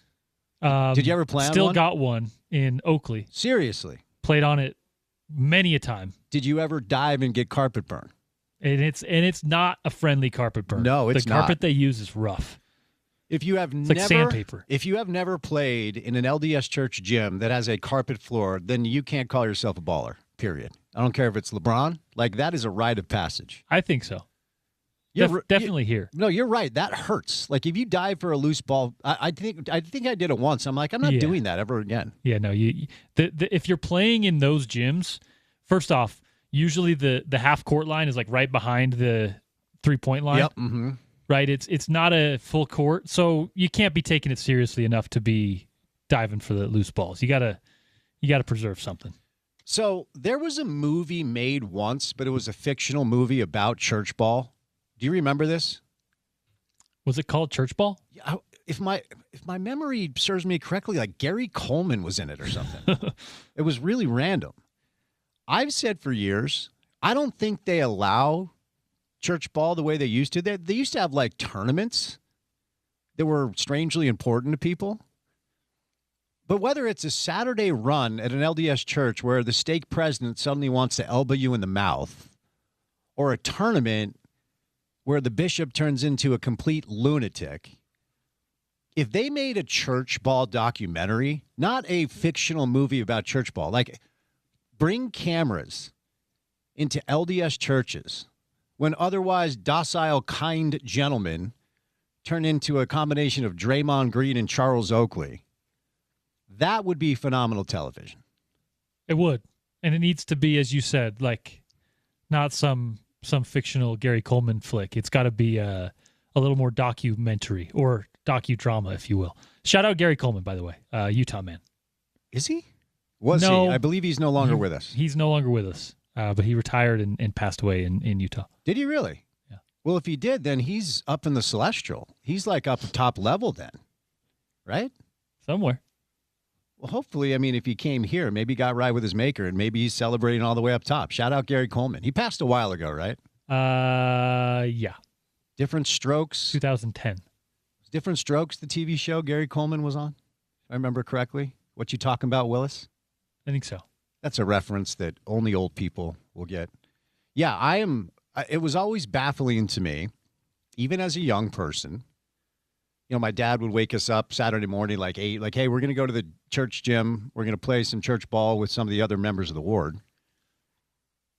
And I don't know if they didn't have any ability to kind of release energy the way some folk do during the week. Maybe they're stressed with work and church callings or whatever. Asinine lunatic behavior, like weird stuff. Starting fights, elbowing deacons, pushing teachers to the ground, picking on small children in the name of winning church basketball games was always a wild experience for me. Yeah, definitely can echo that sentiment. I knew guys growing up that were like sweethearts, right? In fact, I'll shout out the late Marv Lewis, who any of my Camas folks will remember Marv. Shout out Marv. He was administrator for schools, and he was a president of the church there at one point. Ward president. I'm not exactly sure exactly his title there, but until his 70s, 80s, maybe, he was still playing church ball. Nice. Had a nasty hook shot. Okay. And a nasty elbow. Yeah. Like, yep. You know, once you're 70, 80 years old and you're still trying to play some pickup ball, you got to use some tactics to get some space. And he would throw those elbows around and get his hook shot up, and it was usually good. We don't take calls on this show. I'm debating a segment to open up the phone lines to hear church ball stories exclusively. Because it really is this odd dichotomy of a religion that's mostly full of kind people doing the best they can to take care of their families and being a part of the community until they start playing basketball. And then they're felons. They're wild people. Yeah. It's the strangest thing. I also heard a lot of my friends who were members of the church, they would say things that were not up to, I don't want to say honor code because that's not the right word, but not acceptable to that community. Absolutely. But in between the lines of the church, they claimed it did not count. So I was like, Really? okay.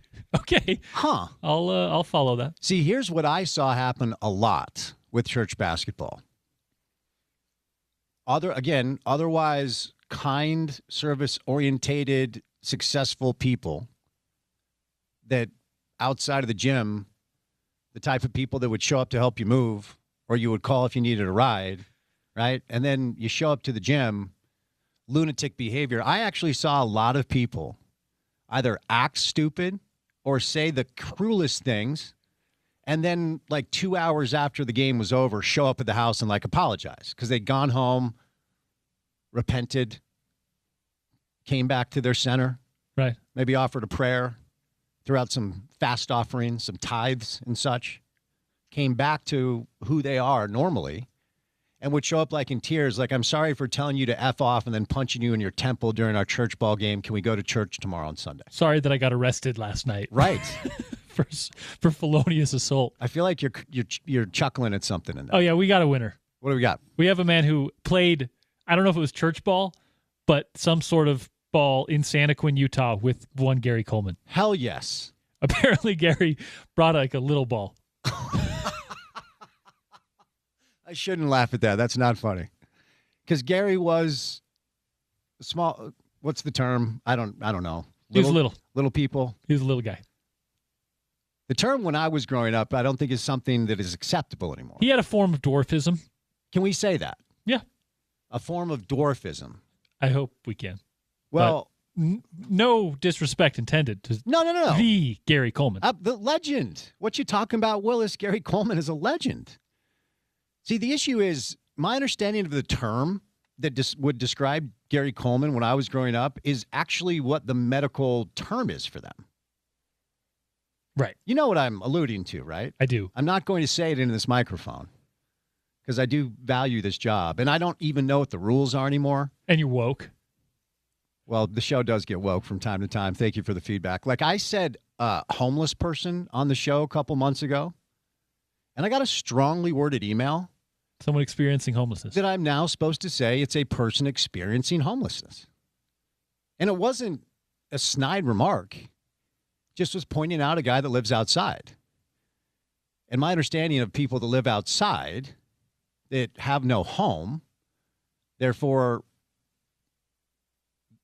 right? But I can't say that now. I'm supposed to say a person experiencing homelessness. I think it kind of changes depending on the year or election cycle, what you can and can't say. Here's my thing, okay? Maybe you help me understand. I know that you are an old soul, but you're also much younger than I am.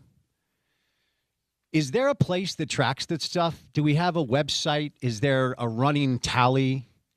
Outkick.com. Stop it. There are certainly things that we all know you shouldn't say. And there's certainly things that we have all known for a long time you shouldn't say. But as we continue to progress, or whatever you want to say, my hope is people do progress and evolve and things change.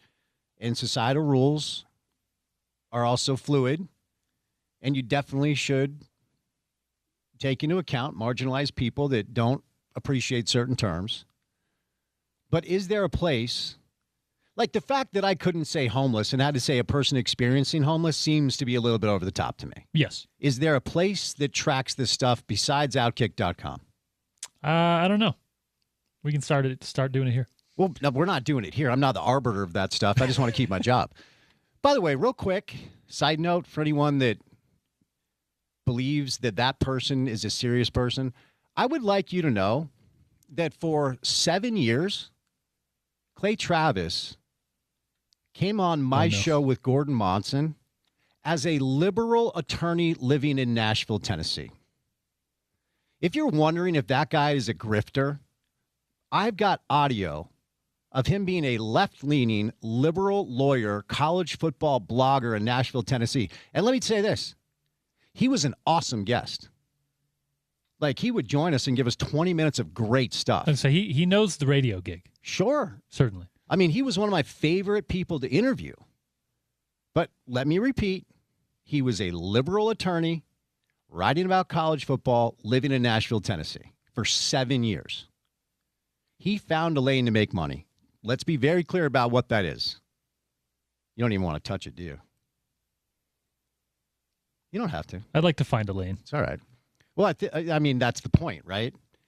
You just have to keep in mind most people in this industry will sacrifice their values and their morals and who they actually are as a person if given the opportunity to act as a charlatan in the name of making millions of dollars. It's not a new thing. It's in entertainment. It's in politics.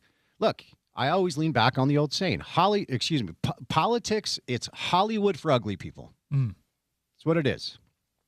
Trump is a perfect example. He wanted to be an actor. He wanted to be like at the cool kids table in Hollywood for years. That's why he put his name on the Kennedy Center. It's like, maybe finally I'll get invited to something cool. And then everybody was like, I'm not playing there anymore. And so he's like, oh, we better renovate it. It is Hollywood for ugly people. If you think these people give a rip about you, your mind has been co-opted. When you can't make it in like something cool, I don't want to say sports or whatnot, theater, acting, whatever. Yeah, you turn to controlling people and making laws. He tried to make it in sports too. Tried to buy the Knicks at one point.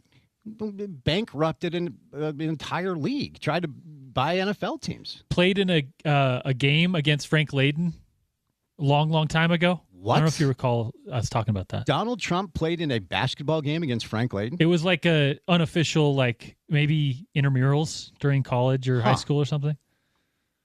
I'll tell Frank you, said they whooped their ass. I'm sure he did. One of so it's interesting. Whenever the name Donald Trump is uttered on this radio show, we get complaints, we get emails, we get phone calls. And when I'm critical of the other side, it's silence. But one of the strongest worded emails I ever received was after Frank joined the show and ripped him. Do you remember that? Were you producing the show? Yeah. Yeah. He hopped on. And by the way, it was totally unsolicited. I didn't ask him anything about it. Just as soon as I introduced Frank, he went on this 5-minute diatribe about Trump. And I was like, I just sat back because, of course, it's Frank. And boom, emails spilling in, people changing their opinion about Frank. Man, the co-opting of one's thoughts with the current political climate has been very fascinating to watch. Should we do another hour of this? Smart people that should know otherwise is what I'd say. No, this is an open segment. We talk church ball. We talk Gary Coleman. We went all over the map. We were being politically correct. We're trying to honor the current climate to make sure we're not offending people. We're learning. You're being woke. Go. I'm not being. Is this the segment where we're going to get the feedback that I'm being woke right now? Not yet. Not yet. Well, I'm not going to say the terms into the microphone if it's going to cost me my job. I mean, look. You're a podcast, bro. You can say it now. You can say it all. That's a good point. But this is live radio. We do have different rules that we have to adhere to as opposed to like Shane Gillis. It's the FCC, man. I don't know anymore. Well, here's what's confusing me. Pat McAfee is swearing on the reg on ESPN all day. So can I just drop an F-bomb right now? You're supposed to say no, Porter. You produce the program. I do have a delay, so go for it. Wait. You now have a delay? Yeah, we're good on that now. Do you have a dump button? Yeah. When did this happen? The problem is I've never tested it. I've just been told we have a dump button. Should we test it right now? Again, you're the producer of the show. You're supposed to say no. Yeah, let's not go there. Please inform me when you have other because every day sitting in front of this microphone, for the history of my career in radio, I have had a dump button and a producer that has been standing by in the case that I have said something that they can dump it. And it's happened before. So my current understanding of our setup is every day I sit in front of this microphone like it's a loaded gun. And if I make one misstep, say the wrong term, drop a swear word, offend someone, that we have no ability to dump it. And you're telling me now that we do. I think so. Well, I need you to know whether or not we do, Porter. Yeah, we do. We got a dump button. How did it go from I think so to we do in 0.5 seconds? I think maybe you operating on that feeling might be a good thing, though. That's a good point. So let's just go back to, no dump. Just being careful about what I'm saying. Well, we do have some audio. You know what? Let's not. Should we play that? We should not. That will never be played ever, okay? I believe it exists in one place and one place only. And I have it saved. You have it, you little. Okay. Well, I have it saved, and I thought I was just kind of the arbiter about whether or not that will ever make the air of day. So are you blackmailing me on live radio? Is that what's happening? No. Okay. It feels I've like got a whole bunch of funny stuff saved. Brant Keithy dropping the F-bomb on a post-game show once. A fella getting arrested live on air during Bill's show. Oh, I remember that. He was a caller.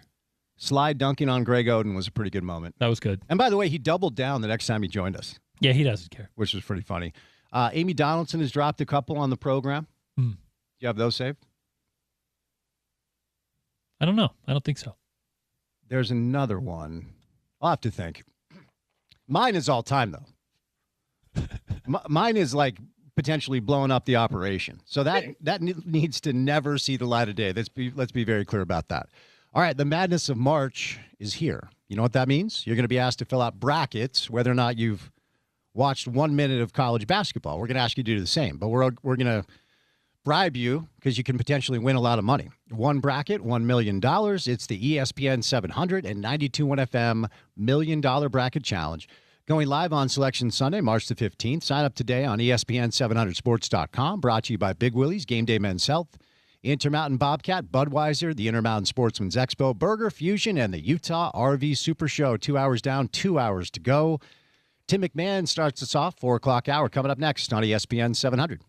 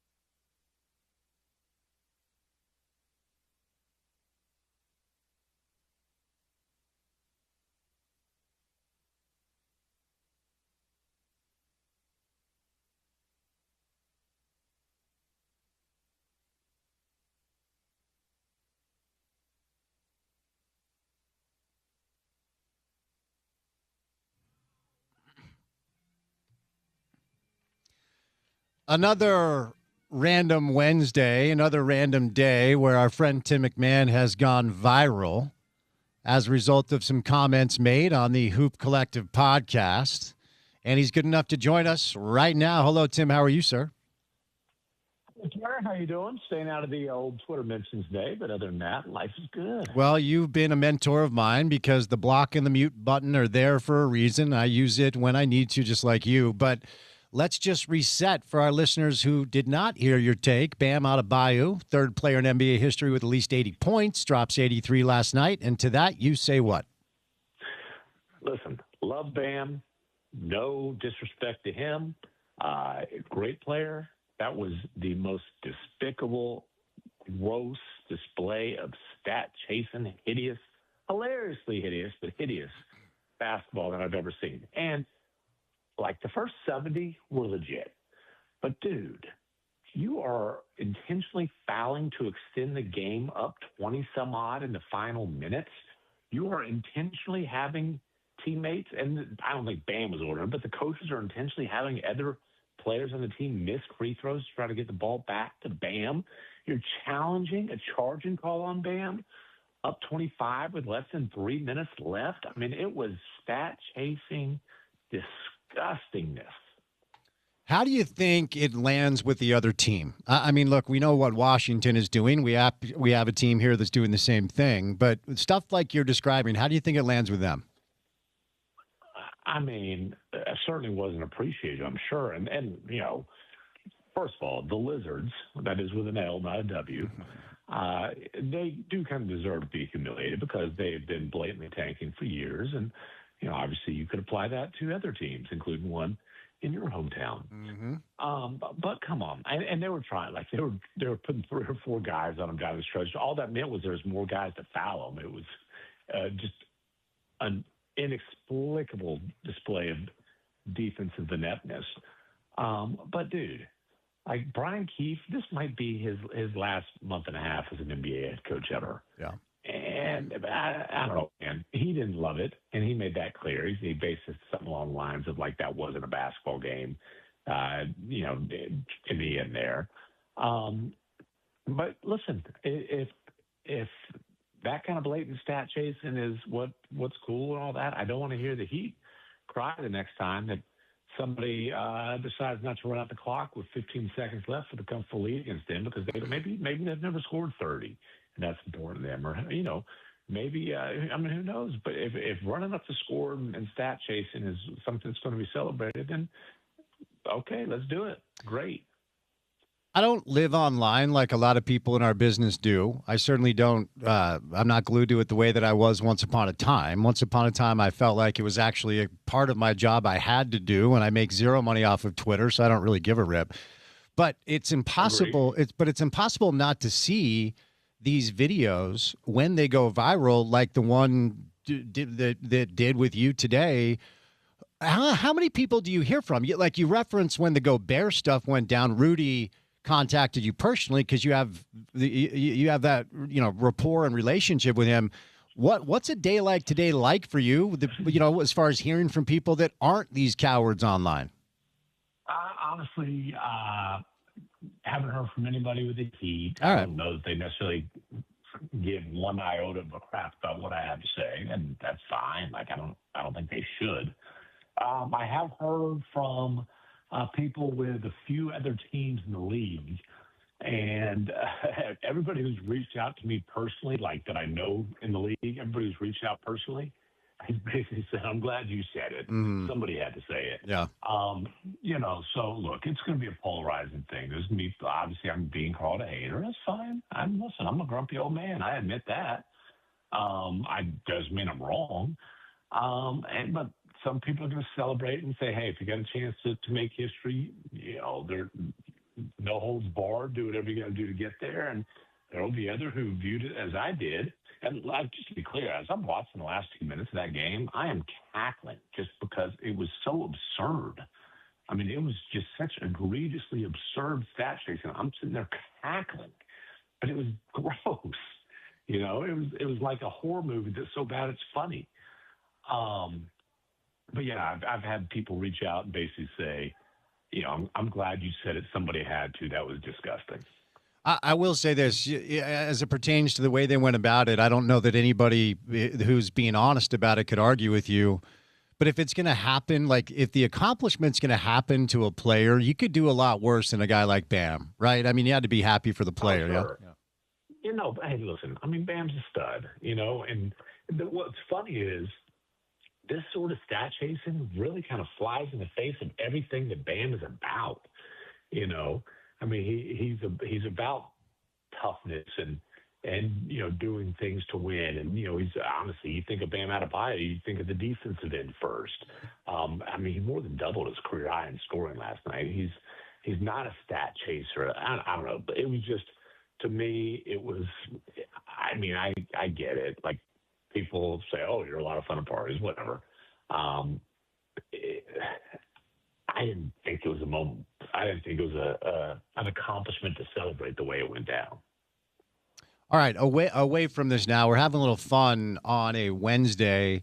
We'll get to the Jazz. I mean, we're trying to have fun on a Wednesday because, well, Hey, big win over the Warriors. Oh, well, I was there. I want to talk to you about it. It was a wild scene. I'll be there tonight because the Knicks are in town.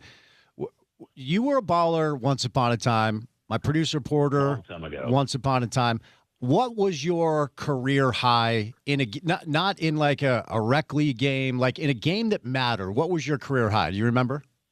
My career high in high school was 29. 29. If I'd have known stat chasing was acceptable, there's no way in hell I would have come out for the last 2 minutes of that game.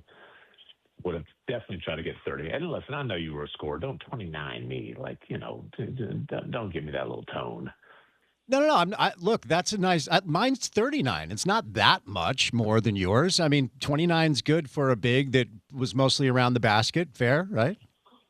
Yeah, so it's funny. A big was mostly around the basket. I'm 6'4", but back in the day, that's what I was. Now, I will say this: Game 7, the morning of Game 7 in the finals last year, the media pickup run. Here we go. Love it. I mean, I probably had like 40, 15, and 15. I mean, it was absolute dominance. Tim didn't have was 5 games. That was 5 games to 25 each. But I mean, I was like, I got to tell you, there's a radio dude in Oklahoma City who tends to be my pickup matchups in these pickup runs because we play a lot in OKC, and then he was traveling, so we played some in the playoffs. Anyways, his name is Daniel Bell. Okay. And every time I see him, I say Daniel Bell with 3 L's, and I gave them all to you that day. Go ahead, Porter. What do you got? I was just going to say, we also have to give Tim credit for the pre-3-point line stuff. Oh, that's an age joke. No. Don't do that. Don't do that. Don't do that. Here's the deal. I shot 50% from 3-point range in my high school career. I kind of gave it away. I was 1 for 2. Love it.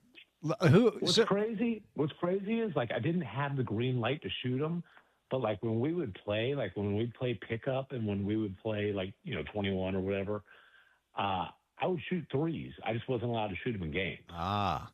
The one that I hit, I'm not kidding you.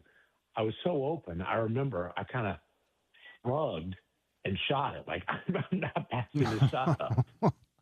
Who in the media sphere? I know you say you're only 6'4", but the media contingent, you are one of the bigger players, bigger people. Who guards you when you guys get together and ball? Well, and that depends, because really you can only do that when there's playoff series and you're kind of in the same city for a while and that sort of a thing. When the Nuggets made their finals run, I had some real problems in that one. Adam Morris, who launched the DMVR and does the All City podcast with Tim Legler, he's about 6'5". Okay. And I found out after the fact and after some frustration that he holds the Colorado College, which is a D3 school, the Colorado College record for block shots in a career. Oh, okay. So, and then Andy Bailey, who I don't know if you followed him, he's a stats nerd. Yeah. But he's about 6'8". His playing weight, I'm guessing, was like 230, a bit heftier than that these days. And then Rob Mahoney. Rob had a arm injury last year, so he didn't play. But Rob Mahoney is like the Kevin McHale of media pickup. He's about my height, but he's he probably weighs, I don't know, 230, 235 these days. Every pump fake, he's got that high. His release is like Joker. He's got that high release. Both Mahoney and Morris can pass the hell out of the ball. So when we were in Denver, there was like 4 teams, and those 3 were my matchups, and I was in hell. Who are the ballers? Can McMenamin play? Can Dave play? McMenamin can shoot it. Okay. He can shoot it. And McMenamin likes playing with me because I like to get guys shots. I like to get the ball in the elbow and kind of operate as like a facilitator. Dribble handoff, I'll set screens, all that kind of stuff. McMenamin can shoot it. That's about the end of his contributions. Love it. Hey, your favorite milk dud, Tony Jones, can hoop a little bit now. He's got that Khalid El-Amin type of game, but he can really hoop. There's guys with the NBA, like NBA entertainment, or like the NBA. Some guys with the NBA like a league office who can actually hoop. And then there's some ringers out there. There's some Tyler Neal is a dude in OKC Radio who's the Big 12 Sixth Man of the Year on the Buddy Hield OU team. Okay. There's every once in a while there's stuff like that. There's a photographer in LA who travels during the playoffs named Mike Ojo, I think's the last name, who played at Lehigh with C.J. McCollum and overseas for years. Hopefully, though, when you get guys like that, hopefully there'll be 2 of them, right? So they can match up with each other, and then everybody is like, y'all go at each other, everybody else. Because don't match me up with a guy who, here's the thing. If you can still play above the rim, I don't want to play against you. For sure. I don't want to match up with you. You know what I'm saying? Like, I'm 49 now. I don't need to be doing all that. Yeah, the college. Because I can't jump over a credit card anymore, much right. less play above the rim. Yeah, the college guys are different. We had Britton Johnson in radio for a while, and so Britt would show up to some of the stuff we were doing. It's like nobody could do anything with him. All right, here's my next question. I'm going to ask you, and I'm going to give you a little story to tell you why I'm asking you the question this way. My sophomore year in college, I did an internship at Disney's Wide World of Sports down in Kissimmee, Florida. And one of our events we hosted was a flag football game featuring the ESPN Sports Center personalities. And it was Dan Patrick. It was even Keith Olbermann showed up, not a great athlete. But the doors opened, and in compression shorts and compression socks with wide receiver gloves and no shirt, out walks Stuart Scott. Oh, mercy. And he's just taken the whole thing incredibly seriously and was an average athlete at best. Who's the media member that shows up dressed to ball but just isn't a great player? That's a good question. Golly.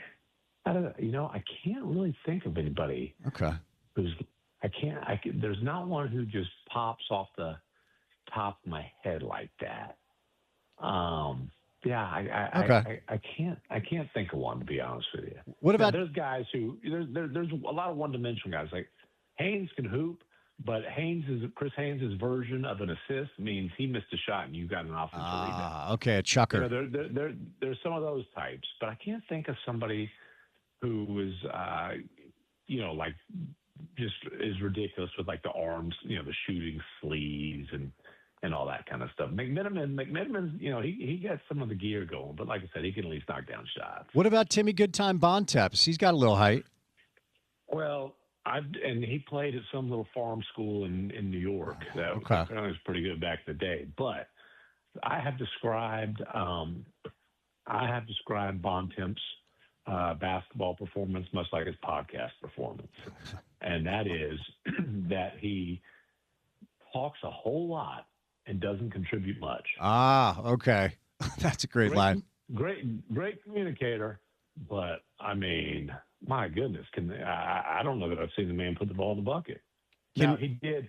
So you'll like this on McMenamin's wedding day.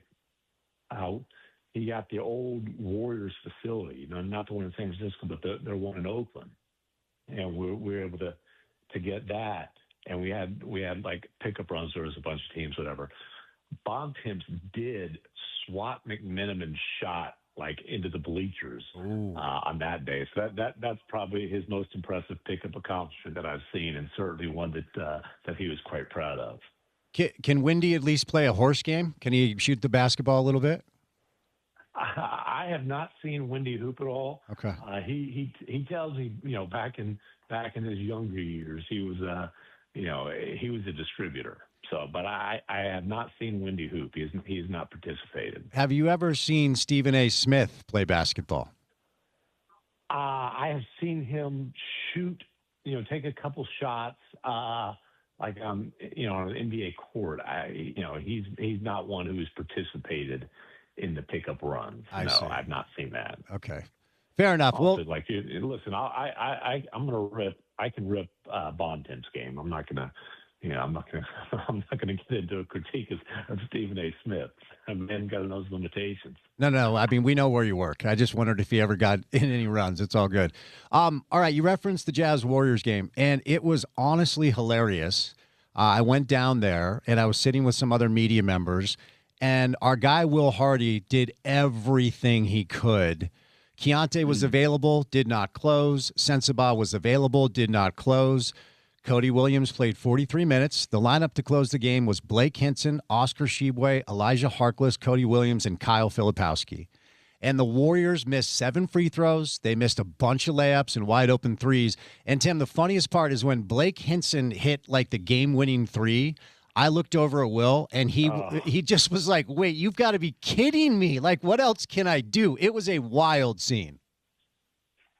Yeah, and I will be honest with you. I watched 0.0 seconds of that one. That's not true. Actually, Anthony Slater was next to me. He stayed in OKC for that game, and he had it on his thing, so I glanced at it a few times. But I'm just like, I can't watch just blatant tanking. Yeah. It is pretty humorous when it backfires on a team, and despite their best efforts, they can't get it done. And like, what a back-to-back for the Warriors, by the way. They couldn't beat the blatantly tanking Jazz, or at home they couldn't beat the blatantly tanking Bulls. And today comes out that Steph's missing at least 5 more games. Like, dude, they're going to find themselves getting bounced in a 9-10 game if they're not careful. But yeah, I don't know, man. 3-20 now without Lauri Markkanen. What a hideous loss for the Warriors, and an awful win for the Jazz. And they've upped. By the way, hey, listen, man. Good. The Jazz got to be careful. Those mighty Mavs, or miserable Mavs, I should say, are sinking. If the Jazz aren't careful, the Mavs going to catch them.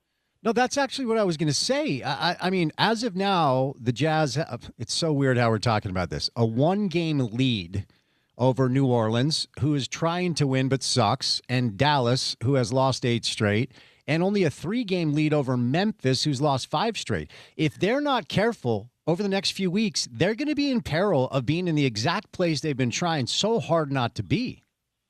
Yes, and take a look at Memphis and Dallas play tomorrow night in Memphis. Take a look at Memphis's injury report for that game, and really for any game at this point. I mean, Memphis is just like, they are tanking as blatantly as anybody. I mean, and honestly, I know you're tired of talking about tanking. You're tired of watching it. I'm tired of talking about it. I'm tired of watching it. But like, some of this stuff, like Memphis is also doing the trick of signing mediocre G League players and playing them heavy minutes, or like Taj Gibson, I think is going to be, they signed him, and I think he's going to be, what do they call it, like conditioning to reacclimate or whatever. Mm-hmm. I think he's going to be doing that for the rest of the season. I mean, some of this stuff is just so ridiculous. Ivica Zubac was playing pretty well for the Clippers, got traded. Now his ankle's going to keep him out right around until training camp starts. I mean, give me a break. It looks like the Jazz have upped the ante tonight. Aces looks like they're going to hold Ace out. Looks like they're going to hold Isaiah Collier out. Keontae's a game time decision. At what point do you just run out of guys? I mean, you've got to play somebody. And really, it stinks when you have to hold out a rookie who is still very raw to try to avoid winning. Like, so basically what you're doing is you're deciding, man, we know Ace really could use and benefit from game reps, but it's more important for us to lose to try to get somebody to go with him than it is for him to get the most he possibly can out of his rookie season, and that stinks. It does, because there are moments with him, man. There are moments with him that are really, really exciting. I am going to go tonight. I really want to go to all of them. I miss being at the games. It's a really hard thing. And you know what's interesting, Tim? The other night, I made a point to get there early. I wanted to try to get to Will's pregame stuff, but because this is my day job, I missed that barely. But I had a chance to talk to a bunch of people, my old friends on the business side, some on the basketball side, and then ticketing. Everybody is exhausted over there. Nobody is enjoying this. Listen, you think Will Hardy is enjoying this? Exactly, yeah. He's the one who has to wear on his record. I cannot emphasize enough how much people there are looking forward to next year when it's just like, hey, there's no ifs, ands, or buts. Like, the pick ain't theirs. It is, guns a-blazing, win as many games as you can. And even if they're not very good, it's a relief that, they actually are going to be able to approach the season with pure intentions.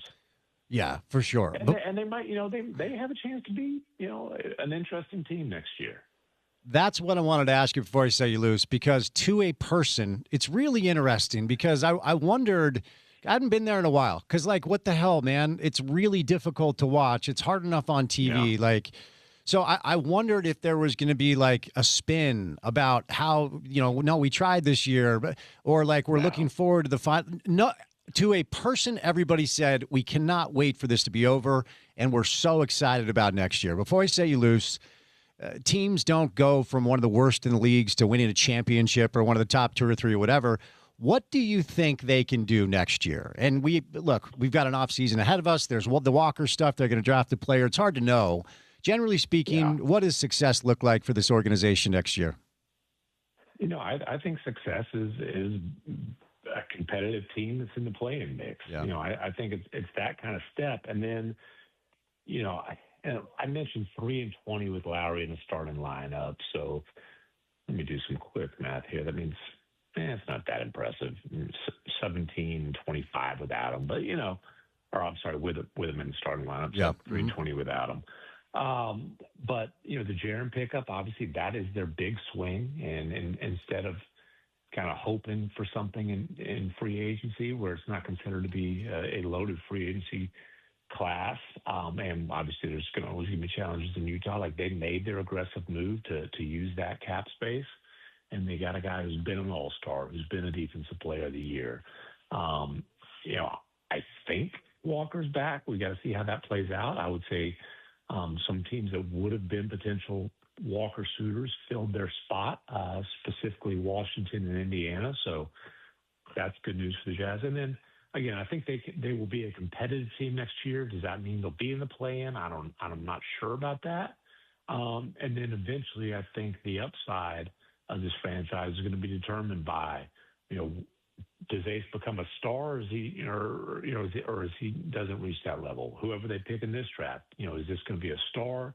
Is Keontae going to end up being a perennial all-star or just a pretty good player? It's those younger guys more than Jaren and Lowry. We know what Jaren and Lowry are at this point. They're very good players. They're not superstars. How many times have you been assaulted? Oh, sorry. Go ahead. Keep going.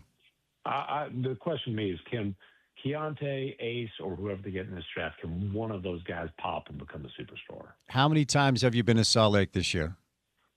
None. Can I get over under Tim McMahon's Salt Lake appearances next year? 3.5. Well, do we count summer league? We do not. Regular season basketball. I probably would take the under on that. Man. Listen, there's going to be interest in the Mavericks. Cooper Flag. Actually, you know what? Let me see where they land in the lottery. Okay, that's fair. If it's top 2, I could see over. But again, and that's let's say the Jazz have a good year next year and they're let's say really, a huge jump. Let's say they go 44-38, right? That'd be a great year. For sure. Do you think there's going to be like a massive national interest in a 44-win Utah team? Nope. I'm just being, like you talk about my responsibilities, I got Cooper Flag in my backyard. I've got perhaps the two-time defending champion at that point, Oklahoma City Thunder. We'll see what the Rockets are next year. Nikola Jokic and the Nuggets, obviously, there's going to be interest. So, I haven't been to Denver 3 times this year. Oh, and okay. and they've got a 3-time MVP who's averaging a triple double. So, it's hard for me to envision Utah being one of my regular stops. However, I certainly hope to get there at least a couple times. Fair enough. And I'll be there. I anticipate making a trip for Summer League again. Well, we'll look forward. Summer League there for sure. We'll look forward to seeing you then. All right, buddy. Be kind. Stay offline. Appreciate your time today. Chat soon, okay?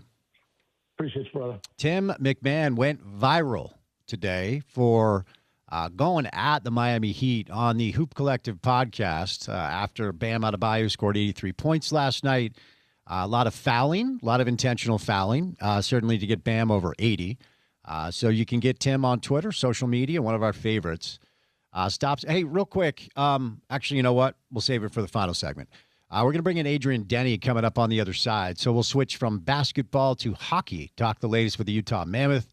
I'm going to be out at the Utah RV Super Show. Want you to join us. The 2026 Spring Utah RV Super Show is March the 19th through the 22nd at the Mountain America Expo Center in Sandy. This show features the largest RV selection in state, including the newest models and remaining inventory from the year. A must-see for buyers and fans alike. Attendees will find Class A, B, and C motorhomes, travel trailers, fifth wheels, tent trailers, and campers covering all types of recreational lifestyles and budgets. Dealers attending the show bring some of the best pricing and special offers of the season, making it an ideal time to purchase an RV or upgrade. $10 for adults and kids, $10 for adults. Kids 12 and under are free. Coupons can be found on the website, which is UtahRVSupershow.com. One of the highlights is previewing next year's model RVs, giving enthusiasts and prospective buyers a look at the latest technology and design trends. The Super Show isn't just about vehicles. It celebrates outdoor lifestyle and family adventures. So put your phones down, turn the TV off, and go explore new RVs, March 19th through the 22nd at the Mountain America Expo Center. All right, we'll catch a break and talk some Utah Mammoth, some hockey coming up next with our friend Adrian Denny on a Wednesday Drive on ESPN 700.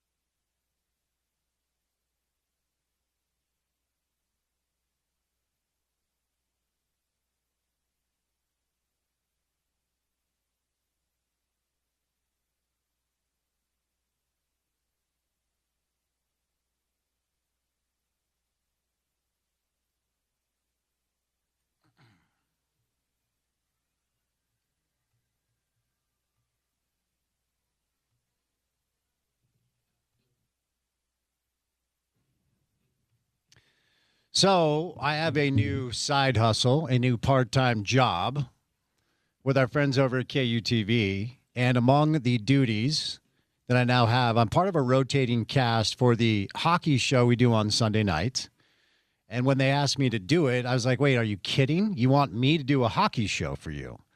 So what I do is I listen to Adrian Denny's podcast, and then I regurgitate what Adrian Denny says on the Sunday night show. As we welcome in Adrian Denny, you have no idea how big of a thank you I need to give you, because it's all I do. Listen to you and then say what you would say just in my body. Oh, that's hilarious. That is good stuff, Spencer. I appreciate it that you'd listen, number one, and number two, that you'd value the information. It's the best Mammoth podcast we have, Adrian. Let's right off the top tell people where they can find it and the name of it.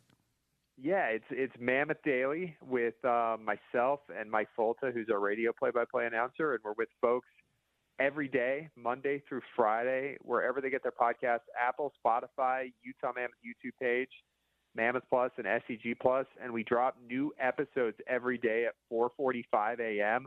so that they are ready for everybody's morning commute. And it's 30 minutes or so of us talking Mammoth, and we've got Tuesday mailbags, we've got Odd Man Rushes where we do some fun interviews, like to highlight our local hockey scene. So it's for the fans, and it's for Utah, and it's just to have a good time and hopefully give the folks something good to head to work with. Let me reiterate, Mammoth Daily, okay? Do not listen to me talk about hockey. Listen to me interview Adrian Denny talking about hockey. It's Mammoth Daily. Adrian, I'm telling you, I laughed when Dave was like, hey, we're going to have you do the hockey show. It's like, all right. I mean, I grew up in the Northeast, which is a hockey footprint, and, of course, grew up going to Ranger games. But when it comes to innate, intimate knowledge, I got a long way to go, man. So let me underscore, you do a phenomenal job. I appreciate it, Spencer, and you do as well on literally every sport and every topic that you're on. So right back at you, friend. I appreciate that. So let's start with some big news today. In pro basketball or pro football, you don't hear 8-year deals, but you do in hockey. And Nick Schmaltz gets an 8-year, $64 million contract extension. What should we know? Yeah, it's the max in terms of years, and after this season, the max contract's going to be 7 years. So the Mammoth got him, Logan Cooley, and Dylan Gunther on 8-year deals right before the longest term of a contract could be 7 years. And he's a 30-year-old, but he's been part of the core of this team growing, and he's second on the team in scoring, but he's so much more than that, right? He makes like defensive plays that lead to goals. And on this last road trip, I'm thinking of a play he made at the blue line. It was in DC or Philly, and he just literally stripped the puck away from the opposition. And if he didn't, they would have come back the other way, and the Mammoth would have changed skaters, and both teams would have moved on, and who knows? But Schmaltz literally rips the puck away from this guy, feeds it to Keller, who got it to Gunther, who scored a goal. And it's just relentless things like that away from the puck that don't necessarily show up in the box score. On that play, he did pick up an assist, but he's made some plays stripping the skater from Philadelphia of the puck as he went in for an empty net goal that would have sealed the game against Utah when they were down 4-3 in January. And him doing that kept the game 4-3, which allowed Clayton Keller to tie it and the Mammoth to win it in overtime. So his points are one thing, but he's switched back to centerman in the last 2 months, and Logan Cooley's got hurt. That's worked so well. I think he's going to stay as a centerman for forever. He's a big part of the power play, the penalty kill. If you're a coach, you can use him when you're up in a game, when you're down in a game. He's just literally a do-everything workhorse, and sometimes the stuff he does on the ice, you don't even see the play developing until he just skates in and gets you the puck back. Very interesting dynamic this year with both the Jazz and the Mammoth. The Mammoth are further ahead in their rebuild than the Jazz are. but the Jazz decided that they were further along enough that they were going to add to the group, which they did with Jaren Jackson Jr. And Bill Armstrong decided that he was going to send a message to this team that we believe in you, that we can do something now by adding Mackenzie Weegar. And by my estimation, didn't give up any of the top prospects and didn't give up a first-round pick. I mean, gave up a lot, but you have to give up a lot if you're going to get a good player. Adrian, what should we know about this new defenseman?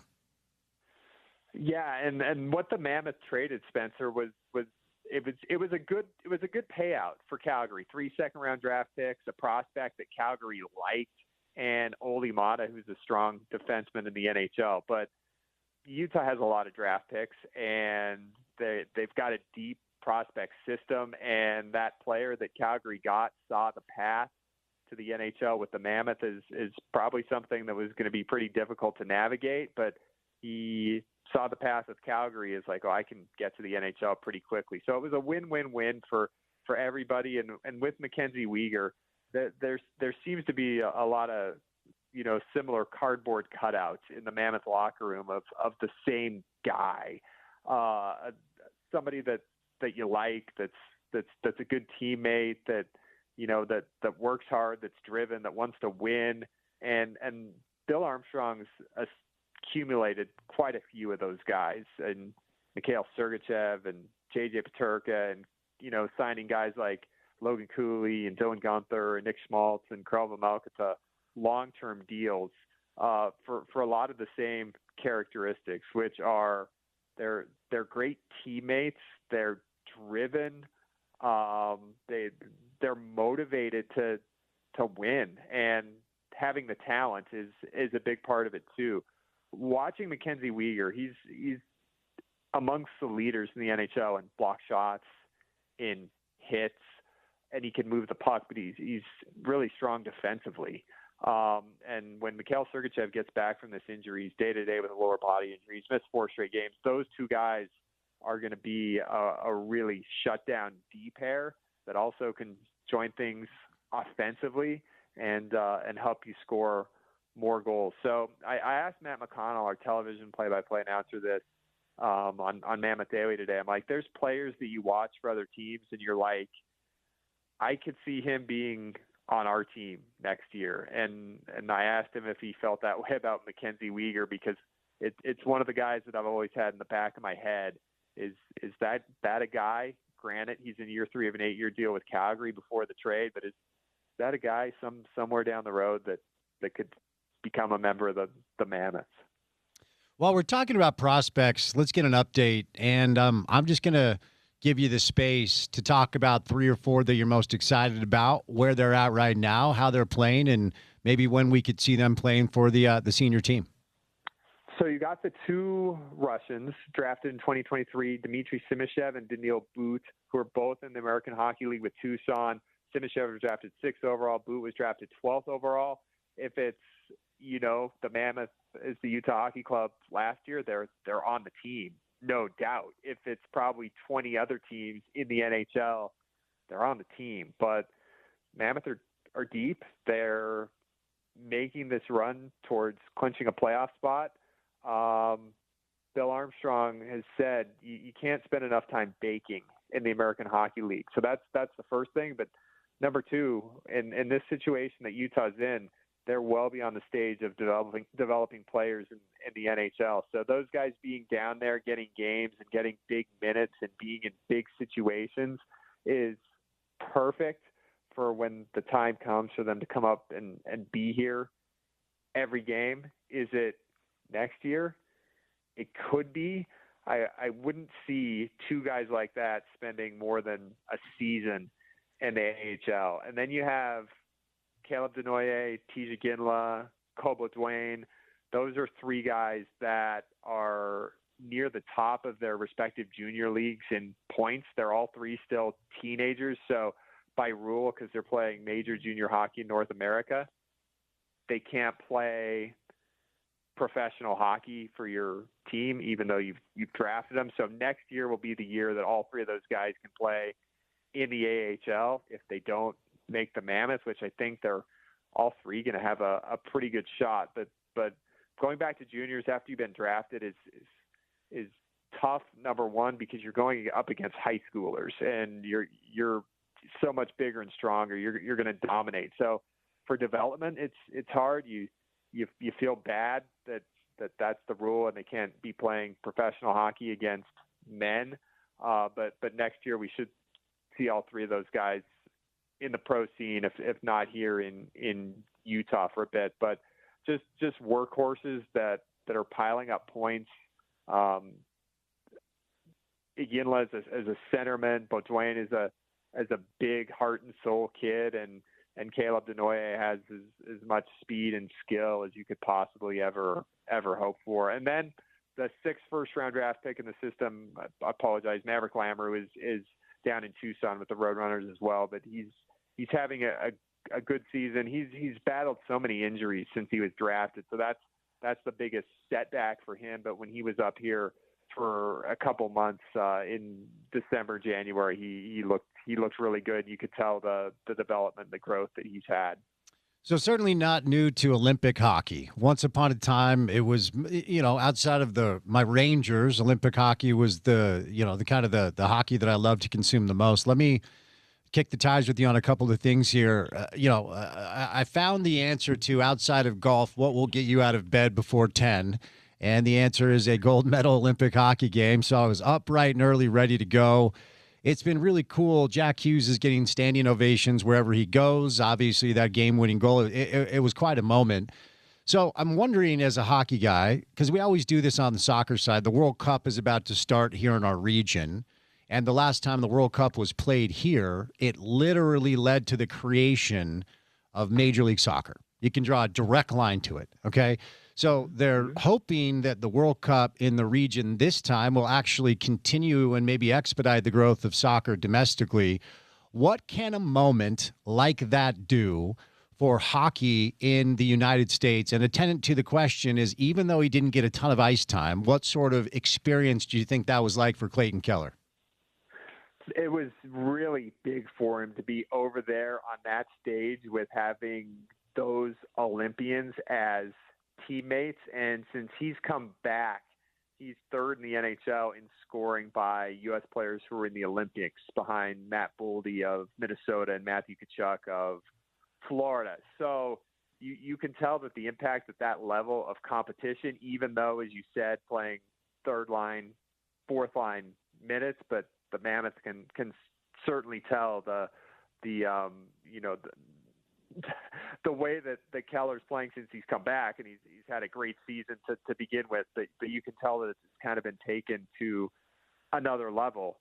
And for the growth of hockey, I mean, just an example of how it's especially here in Utah with the Mammoth coming in 2 years ago, and now the Mammoth Ice Center, the practice facility, which is 24/7 hockey on two different rinks, whether it's a learn to skate program or an adult league or a kids league or a women's league, or curling or figure skating, right? It's another place that the community can go. And we just saw our 100,000th female register to play hockey with the new all girls league, and the 100,000th sign up for USA Hockey. And it happened right here in Salt Lake. She's going to be playing at the Utah Mammoth Ice Center, but we've seen it grow exponentially in Utah in the last 2 years. And I would say before that, Spencer, it was pretty strong, going back to the 2002 Olympics, especially with all the rinks that were built for the hockey festivities, right? The Peaks Ice Center in Provo, the A-Court Ice Center in West Valley, the Olympic Oval in Kearns, which is a multi-use facility. Those places going up, really help drive it too. But now that you've got the NHL here, the Olympics are coming back. We're going to have Mammoth players playing in the Olympics here in Salt Lake. Hockey's really shooting up the charts. Why do the Blackhawks seem to have our number?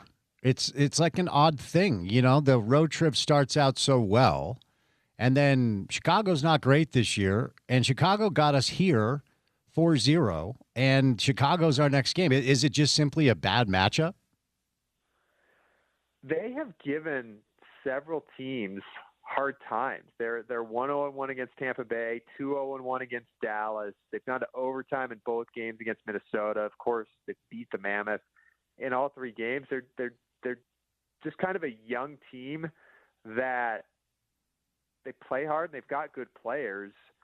They're just trying to find that consistency, and that's the difference for them in being able to do this over 82 games. But they can skate with the Mammoth. They're a rare team that can keep up with them, and they've got some long, tall defensemen that just kind of pose some challenges for a team like the Mammoth. So the big test for Chicago tomorrow, and probably the biggest advantage for the Mammoth, is, okay, now do that twice in 4 days against us, Chicago, when we're at home for the first time since our last home game when you beat us 4-0.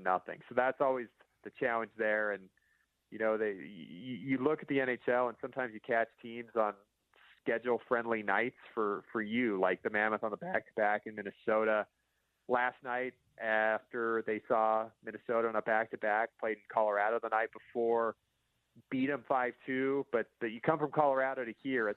That's a hard back-to-back. In October, Utah caught the Wild when they just won 3 of their first 11. So a lot of the time it's when you catch a team, and they caught Utah at the beginning of the year, third game. They were still trying to figure out where to put J.J. Peterka. They caught Utah on a Sunday right before they were leaving for a road trip after they just gotten a big emotional win against Minnesota. And then they got the Mammoth after, you know, playing 3 pretty decent games, but it starts to catch up with you when you're playing your fourth game in 7 nights on the road.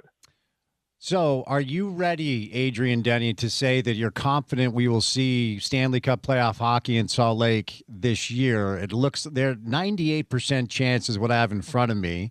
And if the playoffs started today, it would be Anaheim, right? I mean, is that where we're at right now? Yeah, that's it. I mean, Utah right now has a 6-point lead above the field in that first wild card spot. They're 6 points above Seattle, who's in the second wild card, and LA. And Seattle's lost 3 in a row, all at home. LA made a coaching change. That is probably the likely team that slips into the second spot. But Utah, with the 6-point cushion they have right now in 11 of their final 17 games at home, it's a pretty, you know, good situation for the Mammoth to be able to take advantage of, to get that first wild card spot and play a team like Anaheim, who's leading the Pacific Division right now, versus a team like Colorado. And if Utah stays in that first wild card spot and they beat Anaheim, who's never beaten them in regulation before, they see Vegas or if Edmonton gets hot, the percentages of Utah beating all 3 of those teams is pretty good. Not necessarily in a best of 7, but if you looked at the head-to-head matchup right now, Utah's favored in, you know, 2 or 3 of those head-to-heads, and in a 7-game series, I think it'd be a lot of fun to see if the Mammoth could knock them off. But then if they move into the second round, then you're playing the second and third place team from the Pacific Division. So your chances of getting to the conference finals maybe higher than any of the Central Division teams, just the way the playoff format is set, with Colorado going to play the second wild card, but then they're going to have to play the winner of Minnesota and Dallas, and those 3 teams are in the top 5 in the NHL. So the bracket and the Stanley Cup playoffs at this point really favors the Utah Mammoth in terms of being able to make a run in that first year. Adrian, one more time, tell our listeners the name of the pod and where they can go grab it. Yeah. Thanks, Spencer.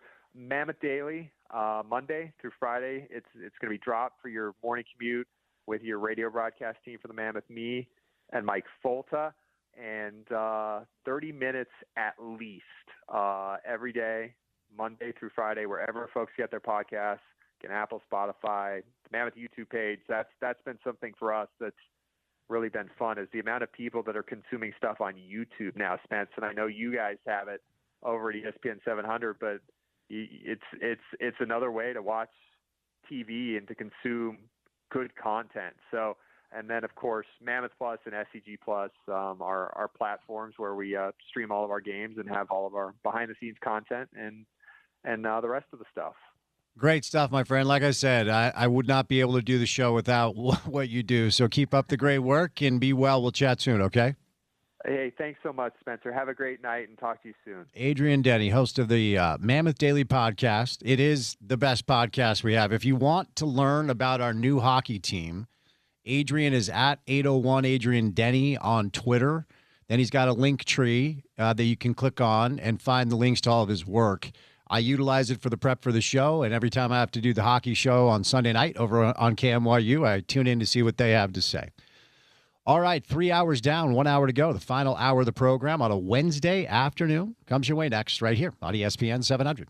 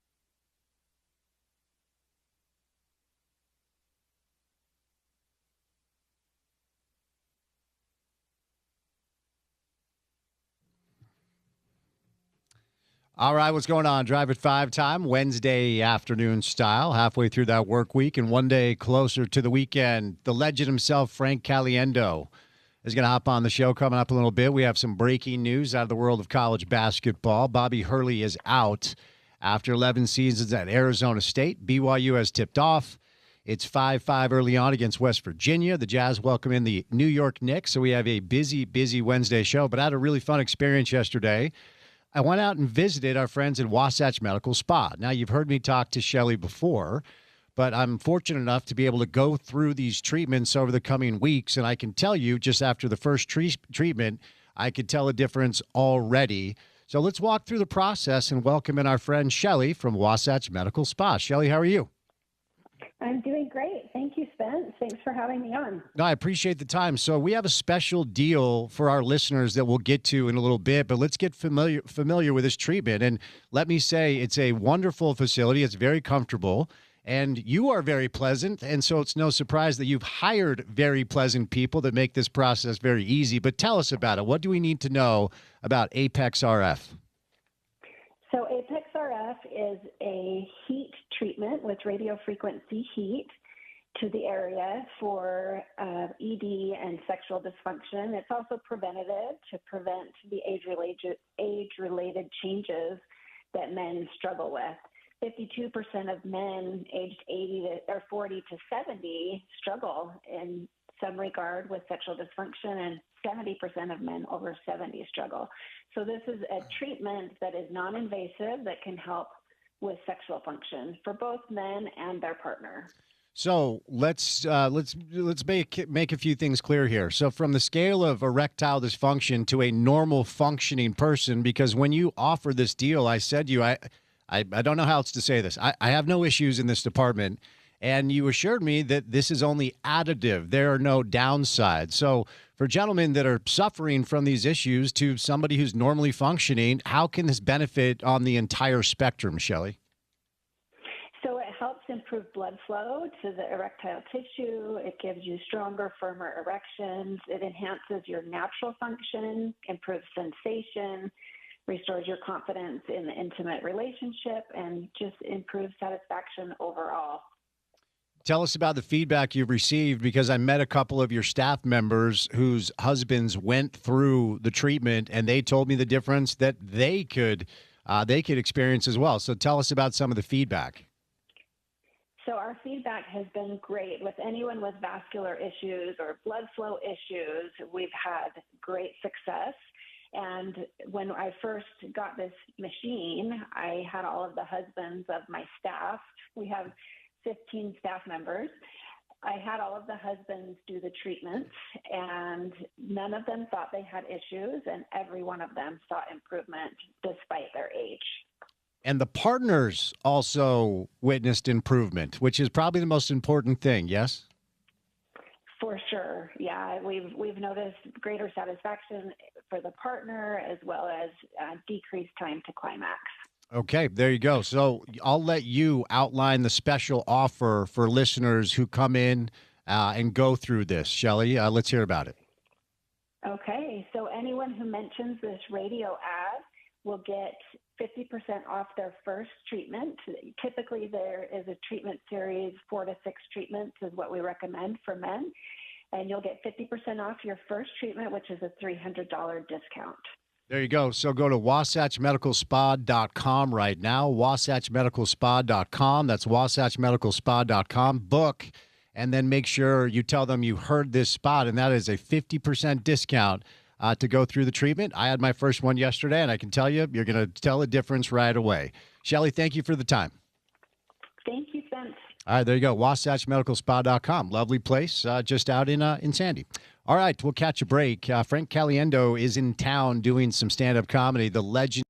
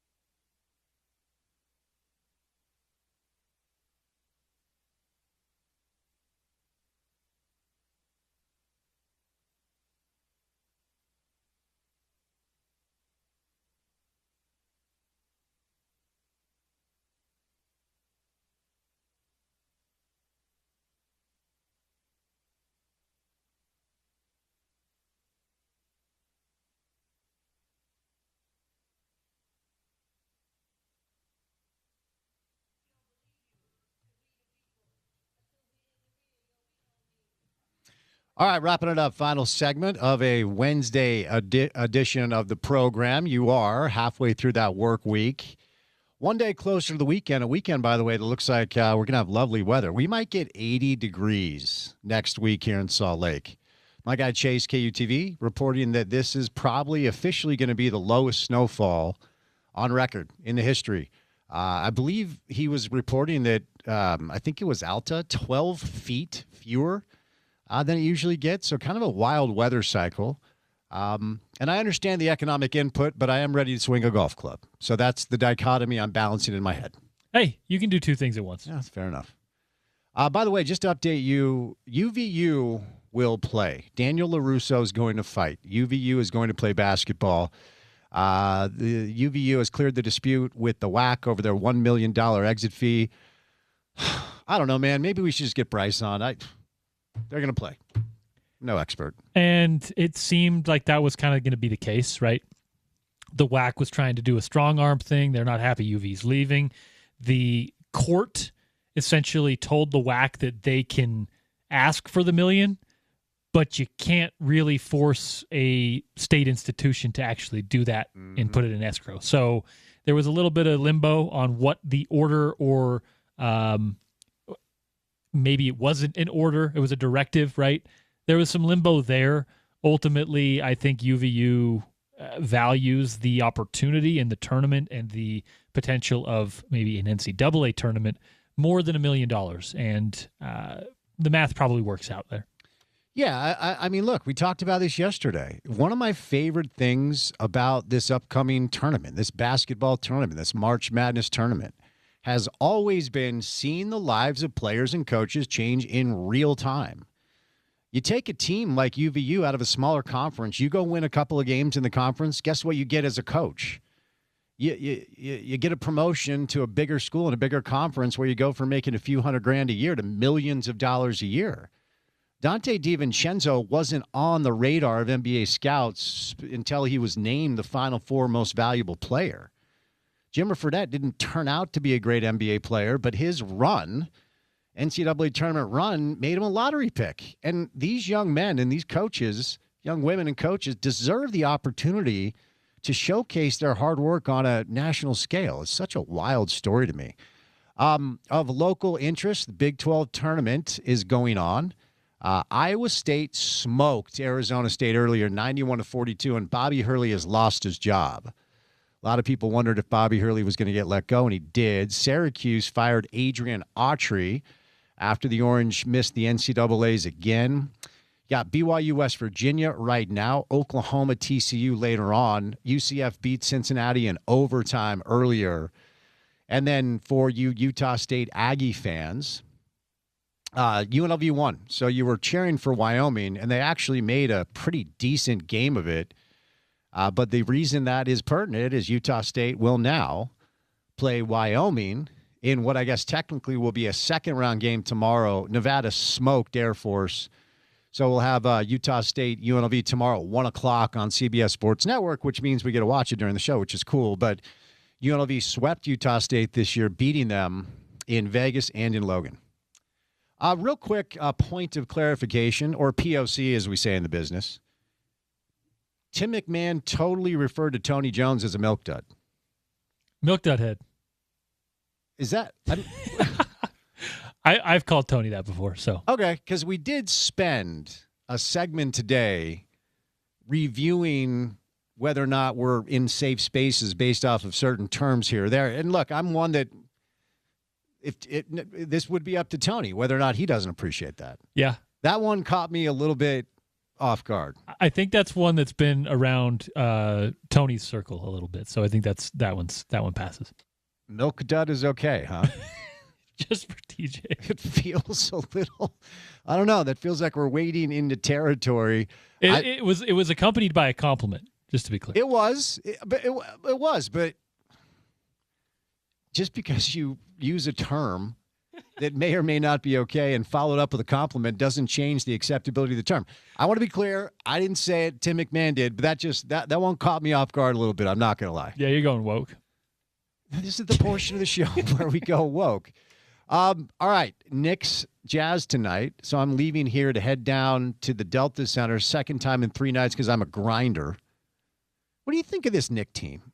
They're Jekyll and Hyde to me, dude. They are inconsistent. That's the hard part is that you don't really know what Knick team you're getting night to night basis. I like a lot of the roster. I think a team built not entirely around, but partially around one Karl Anthony Towns is going to be a bit mercurial.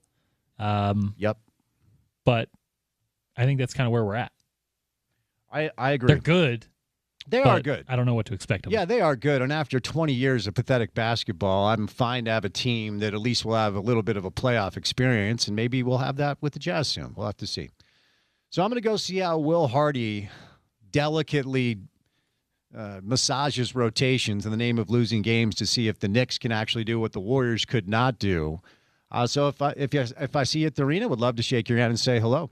All right, Porter, let's get out of here. What comes our way on a Thursday edition of the program? On a Thursday edition of The Drive, right after you finish up with Brian Dunseth over at the TV station, we'll have Dunny on the program. Chris Kamrani joins the show on a Thursday. And, hey, how about one Gordy in studio? Hell yes. That's what I'm looking forward to. We'll love that. And I'll see Gordy the game tonight. It's one of the coolest things. Gordy continues to work like he's a coach. We're sitting on press row, and as the game goes on, the arena gets darker. Gordy has his own personal lights set up to just take notes. It is so badass. And he's still got the whole book, got the encyclopedia of basketball knowledge that when in 20, 40, however many years Gordy, leaves our earthly coil, that thing's going to be worth millions. The encyclopedia of basketball knowledge. I wonder how many notes he has stacked wherever he keeps them. Because for years, man, I've been doing radio with Gordy forever. He just brings in his notes. It's good stuff. All right, so that'll be a fun Thursday program. We'll say goodnight, and a special thank you today to Pablo Mastroeni, Frank Caliendo, Tim McMahon, and Adrian Denny. For any of the sound you missed from the show, website is ESPN700sports.com. The mobile app is free for you in your app store. It's the ESPN 700 app. And then for what we do, we have a podcast. Of course we do. It's 2026. And we ask you to go support it wherever you get your shows. It's called The Drive with Spence Checketts. Please subscribe, rate, review, share it with a friend, say nice things in the comments. Give us all the stars. We all ask you to do it because it helps. He's Porter. I'm Spence. Say goodnight. Have a great Wednesday evening. We'll talk to you on a Thursday edition of The Drive. And as always, you can catch that right here on your home of the Utes, ESPN 700.